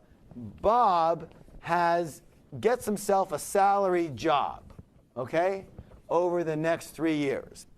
And let's take Al, and Al opens up a business, a retail business or some computer programming business, a regular business, right? Does that make sense? Yeah? Stay with me here. And now let's take Sue over here, and Sue decides she's going to focus on network marketing. All right. So let's take a look at what happens for Bob. What's going to happen for Bob? Well, Bob starts at about $30,000 a year, and 3 years from today, he is doing great in his job. He's got a raise. He starts off February 3rd, 2003 with a whopping raise, and it's good. He's making $75,000 a year now. How many of you think in a salary job, that's not a bad situation? Yes or no? True or true? Wouldn't most people, if they could be guaranteed 3 years from today to double their, what is it, 2.5 times their salary, they'd be, that's better than the union's, 3.5%, right? Okay. So that's what he's got. After 3 years, he's got that. But he works pretty, what? Hard. He works pretty hard. That's why he was worth doing that. Now let's take a look at Al. Al starts his own business. He starts off with how much usually as a salary or an income? Yeah, the big zilcho, like most of us, right? And he does really well.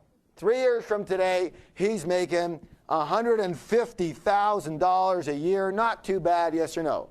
Not too bad, okay. But he's working really what? Hard, and he has to keep working what? By the way, what does Bob have to do? Keep working really what? Okay. Right. Now let's take a look at Sue. She started with network marketing. She starts with how much? 0, pretty well. Now, 3 years from today, she's followed the Speed Wealth principles. She's learned from the best. She models them. She does it over and over and over again. Is it possible, I'm going to ask you this question, is it possible that she could be earning, let's say, at 3 years from now, $250,000 a year? Have you ever heard of anybody do that? If they decided to focus on it and do it right. It's true, or am I making it up? No, it's 250 is possible, right? So now she went from 0 to $250,000 a year, except for one little difference here. Her income is what kind of income? Residual income. In fact, her $250 a year is actually $20,000, let's say, per month. And at the end of 3 years, where is she? Well, let's see. She's earning $20,000 a month. She already worked hard. Does she still have to work hard?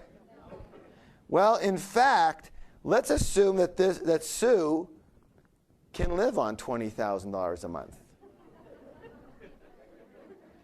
Sue has become what? Financially free. Sue has become financially free because her income continues. She doesn't have to start at ground zero every day, does she? Now, look, I'm a business owner, and I've been a business owner more than a dozen times. I've also had jobs. Anybody else in here in that position? I'm looking at these vehicles. I'm looking at you people.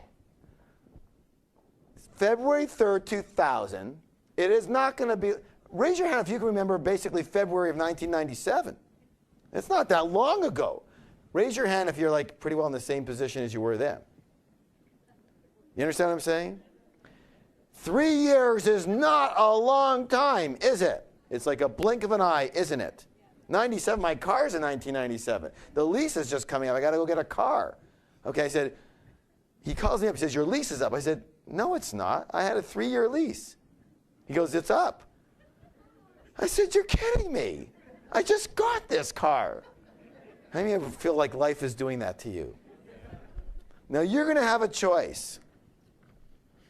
And your choice is, at the end of 3 years from today, do you want to still be working your butt off? Do you want to still be forced into working your buns off? Because you don't have a choice. Because you start from ground zero all the time.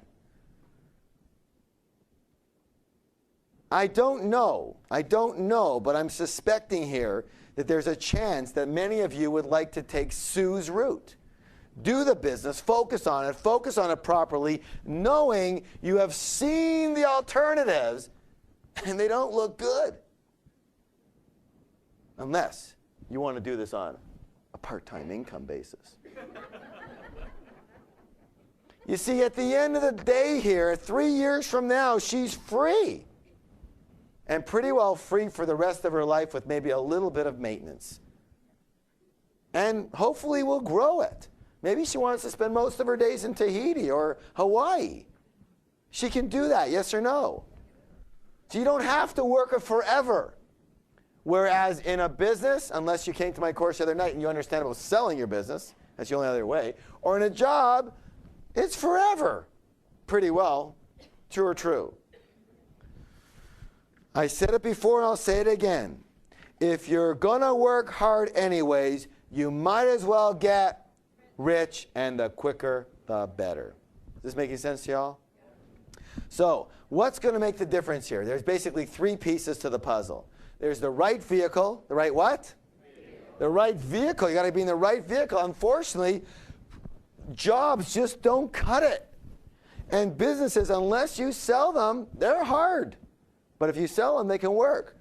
One of the things you can do that starts with very little money is do the network marketing business properly, follow people who know what they're doing, get into it 1,000%, remotivate yourself and keep on remotivating yourself, and do the work for 3 years.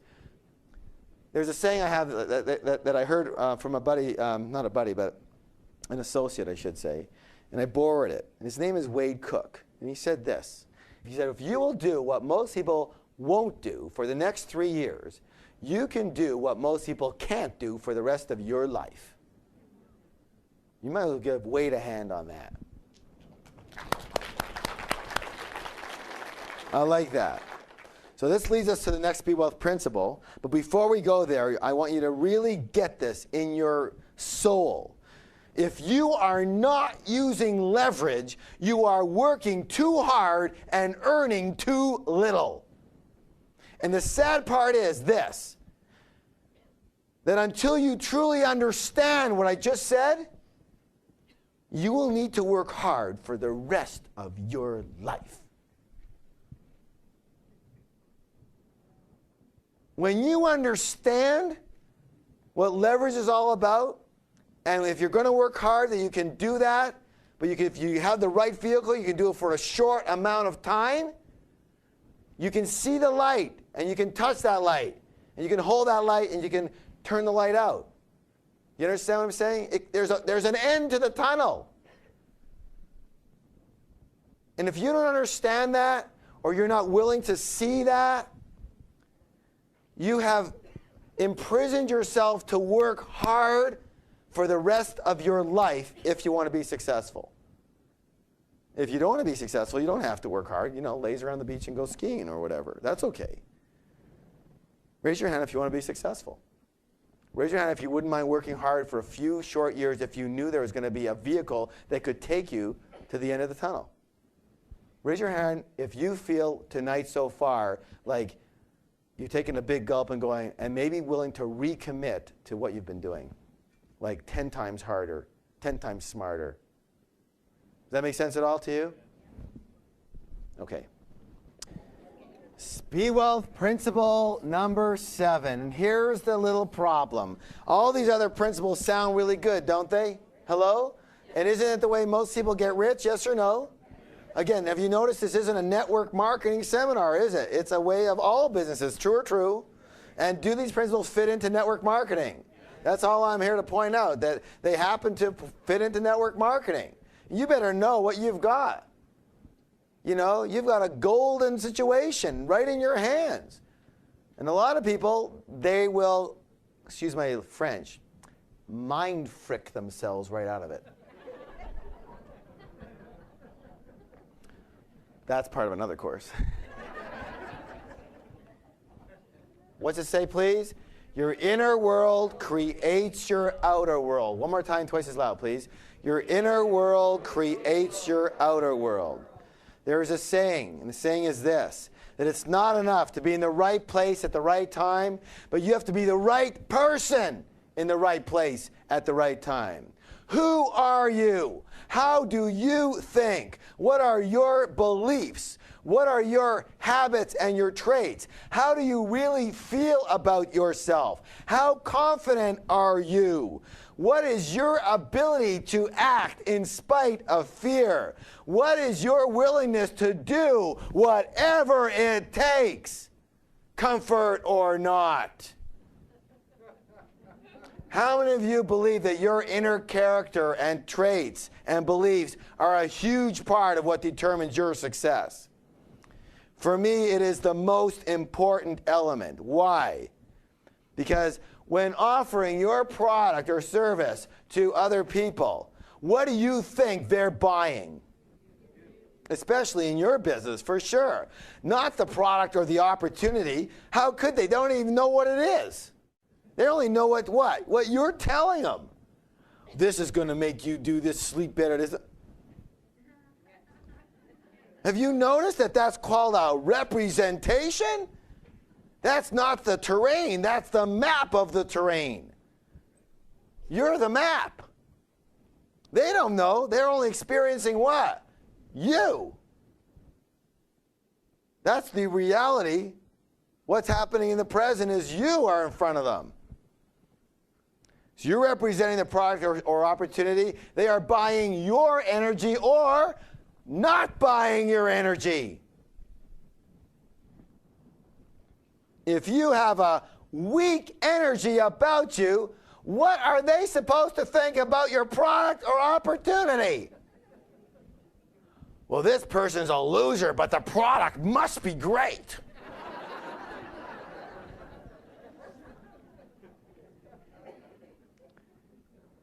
And if you are a strong individual who's got it together, then automatically they will tend to believe that what? The product and the opportunity are very what? Strong. Does it make sense? How many of you can see that being the best you is essential to this business especially?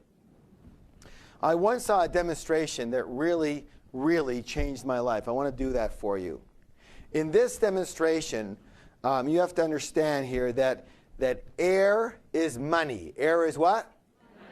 And the balloons are people. They're people. What are they? People. Okay, so let me put some what? Money into these people.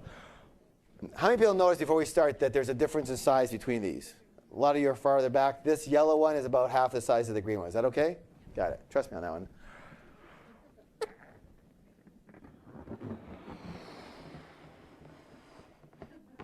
I wouldn't want to go too much more on that.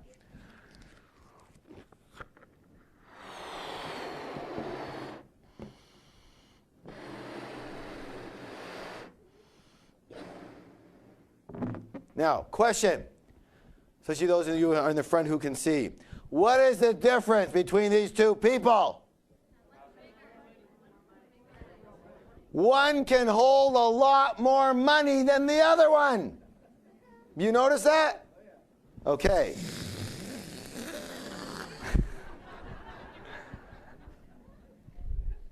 What does that mean? It means this. The fact is simply this. That your income, your what? Income. Can only grow to the extent that you do. Hello. Notice that? Can only grow to the extent that you do. And I don't care what else you say to yourself. That's not the way it is. The way it is that that's all you can make is your growth, your potential. And what happens if you keep putting more air or money into the small balloon? It busts. Anybody ever know people that do that? Most people simply do not have the internal capacity to attract and hold large amounts of money and success. You can give them the greatest tools in the world, but they can't use them because they either have a leak in the toolbox or a block on the toolbox. The toolbox. the toolbox. You understand what I'm saying? How do I know this? I know this because I've taught thousands of people the keys to success. And guess what? For some reason, not thousands of people have been successful. Do the math. Hundreds have. Why have they, with the same tools that were taught to them, gone to skyrocket to success, and the person sitting right next to them is doing nothing? Is it the tools? It's the toolbox. You got it? So you can't use most of the tools that you're given because the toolbox got a leak in it, or it's blocked up a bit. And it's very normal. It's very obvious, and 99% of people have that, including moi many time ago. Okay, the fact is this. We live in a loving universe, and the universe will not give you what you can't handle. And if you do get it, it'll usually be temporary. Notice that? And it'll often come with a very big lesson for you to learn. Stuart Weil, one of my buddies and one of my favorite authors, he says this. He says, see, the key to success is to raise your own energy. And when you do so, people will naturally be attracted to you. And when they show up, bill them.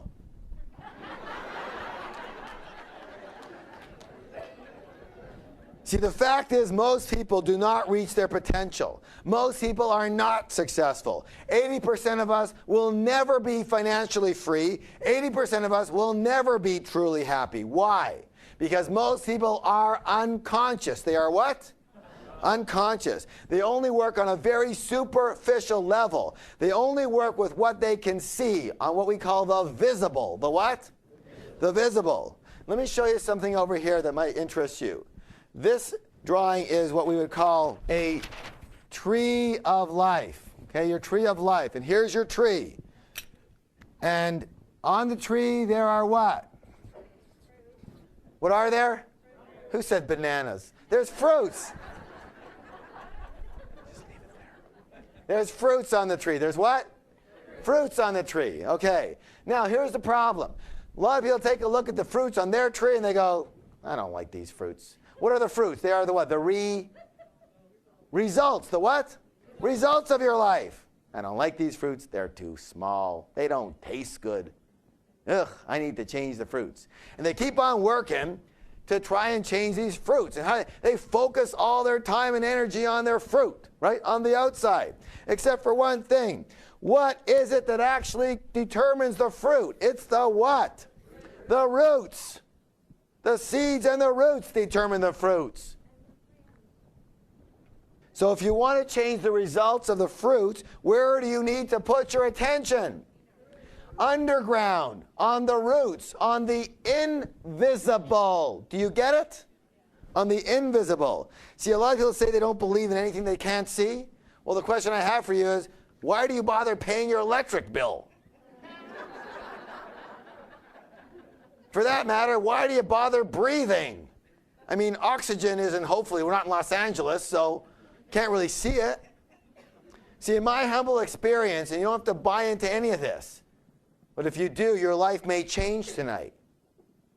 See, in my humble experience, what we cannot see in this world is far more powerful than what we can see. I want to show you something that has really made a difference for many, many people, and that is this. We do not live in one plane or one realm alone. We live in actually 4 realms at the same time. There is the mental realm. The what? Mental. The emotional. The what? The spiritual. The what? And the physical, material world, which we see all around us, all of our fruits. And if you learn nothing else tonight but this to go home with and really consider for your life, let this be it. You need to understand that this physical, material reality, everything you see, feel, touch, all that, is merely, what's happening for you, all your causes in your life, is merely a manifestation and a printout of the other 3. It is a printout in reality of the other 3. Does this make sense to anyone? Raise your hands if you can understand what I'm talking about here. Money is a result. It is a what? Wealth is a result. Health is a result. Illness is a result. Your weight is a result. We live in a world of cause and effect. How many people ever heard anyone say something like or allude to the fact that that a lack of money is a problem? Raise your hand if you've ever heard anybody say that. Raise your hand if you know them very intimately. A lack of money is not a problem. A lack of money is merely a symptom of what's going on inside. Lack of money, symptom. Lack of money, symptom of what's going on underneath. Do you understand that? Okay. This is the heart and soul of how to become successful. It boils down to the fact that the only way to change your outer world is to first change your what? Inner world. Now, give me 5 minutes with anyone, and I can pretty well predict their financial future for the rest of their life. How? Simple. I can identify their money blueprint. Their money what? Blueprint. See, we all have a personal money and success blueprint already ingrained in our subconscious. Have you understand what I'm talking about here? Ingrained in your subconscious. And it comes from past programming, mostly when we were young. And it's a combination of verbal conditioning, modeling conditioning, and specific incidents that conditioned us, experiences. The other day I told a couple of stories that give examples of this. Verbal conditioning. We have a student of ours. His name was Stephen. This guy never had a problem making money. He only had a problem keeping money. Anybody know what I'm talking about on that one? Makes sense? He was earning over $800,000 a year for the past 7 years, dead broke. That's a problem. He came to our Money, Mind, and Spirit course. He shared that when he was growing up, his mom used to always say, rich people are greedy. They make their money off the sweat of the poor. And you should only have enough money to get by. That's what his mama used to say. Now, one of the things that he learned at the course is that the apple doesn't fall too far from the tree. It doesn't take a rocket scientist to figure out what's going on inside. First, verbally conditioned that rich people are greedy, meaning that he doesn't want to be greedy or bad, so that means at the same time he can't get what? Rich. See, everything you ever heard a long time ago is still there. The only question is that ruling you, or are you ruling it? It's still there. And you can't rule it if you don't identify it and recognize it. Comprendo? Okay. Second is that he loves his mom. And he unconsciously knows that if he gets rich, she'll what? Disapprove of him. Doesn't want to be a bad boy in her eyes. So the best thing is what? Blow out all your money. Except the funny thing is this. The universe works in very strange ways, in case you haven't noticed. Many of those ways we don't understand. Know where he blows off most of his money? In solid investments. Every investment he touches goes down the drain. His friends make a fortune on the investment. He loses everything. How could that be? That's how it can be. He gets in at just the wrong time. So at the Money, Mind, Spirit course, we helped reframe the files in Stephen's mind. And in the last 2 years, he went from basically broke to millionaire in 2 years. Is that good or is that good? Now, that's not incredible considering he makes $800,000 a year. But considering the last 7 years, it's a big difference, isn't it? Guess what he's doing now? He's buying a condo for his mom in Hawaii. She likes it. She went and checked it out, got the furniture. Another incident they talked about was my personal incident, my wife, Rochelle. When she was young, she used to hear the ice cream truck coming down the street. And she would run to her mom, and she'd say, Mom, can I have a quarter for some ice cream? And her mom would say, sorry, dear, I don't have any money. Go ask Dad. Dad has all the money. And she'd run to Dad, and she said, Dad, can I have some money for the ice cream truck? He'd say, sure, give her the quarter, and she'd go get the ice cream. Well, the next week, the ice cream truck would come by. She would run to Mom, and she'd say, Mom, can I have a quarter for some ice cream? Her mom would say, what? Sorry, dear, I don't have any money. Go ask Dad. Dad has all the money. Goes, runs and asks Dad. Dad says, here you go, here's your quarter. Goes gets the ice cream. No problem. Just a kid, right? What did my wife learn about money? What'd you get educated in?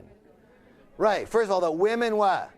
Women don't have money. That's her belief system. That's her root. Guess what happens with all her money? She has to what? Validate the belief, which means she has to get rid of all of the money because she has to validate the belief that women don't have money. You understand that? Just hit one right there, didn't we? You're going to come to our course, you're going to blow up. Which that's a good thing. Validates that women don't have money. So you got to. Now here's the funny thing. If I give her $100, she gets rid of 100. If I give her 1,000, she gets rid of 1,000. If I give her 5,000, somehow she gets rid of 10,000. So, but she has to make sure that she has no money. Right? Now, this is in the past because we've done a lot of work on this in the formats, and she's very different now.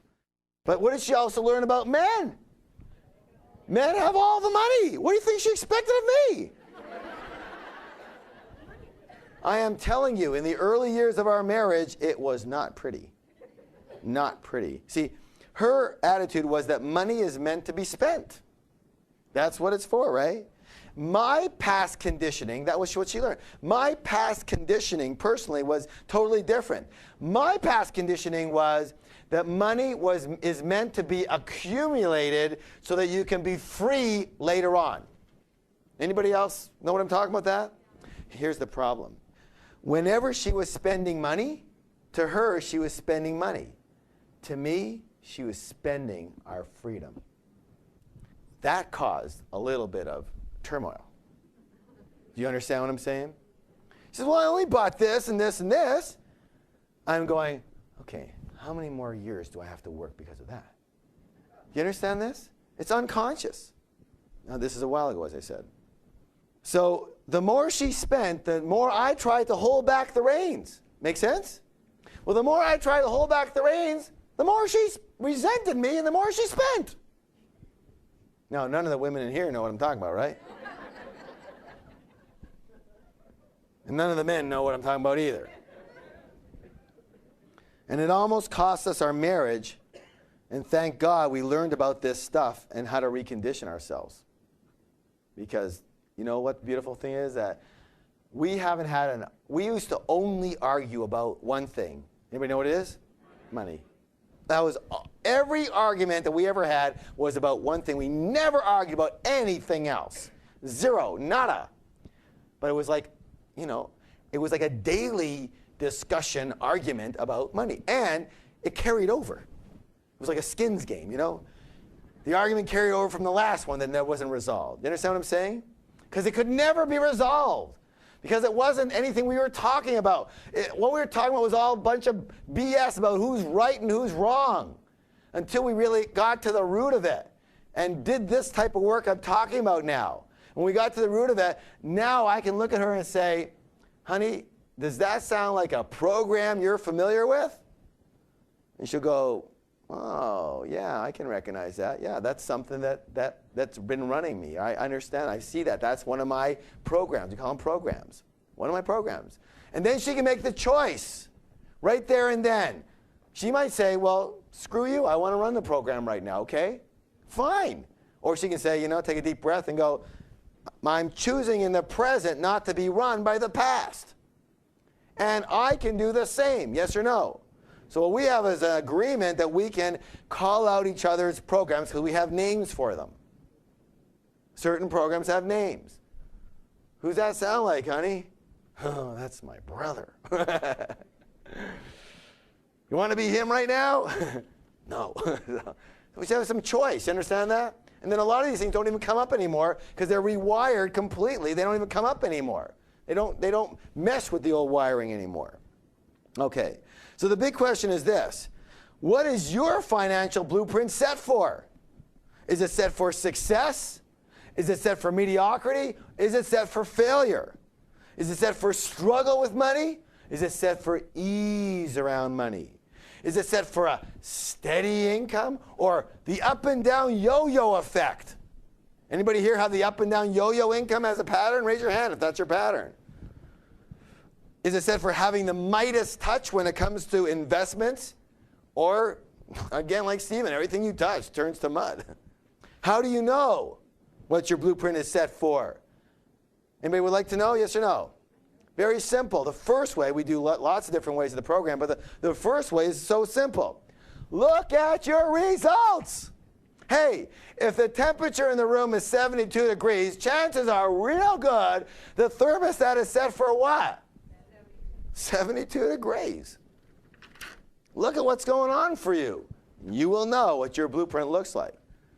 And the not so good news is that your blueprint will stay with you for the rest of your life, like it already has, unless you identify those roots and change them. And as I've mentioned a couple of times, we have a very extraordinary course that will do just that and much more. We're change agents. We love to help people change, and we've been very successful at doing it. So I hope we've had an impact on you tonight. I thank you so much for being here, and I hope we have some value for you tonight. Give yourselves a round of applause. You guys were excellent. Thank you very much.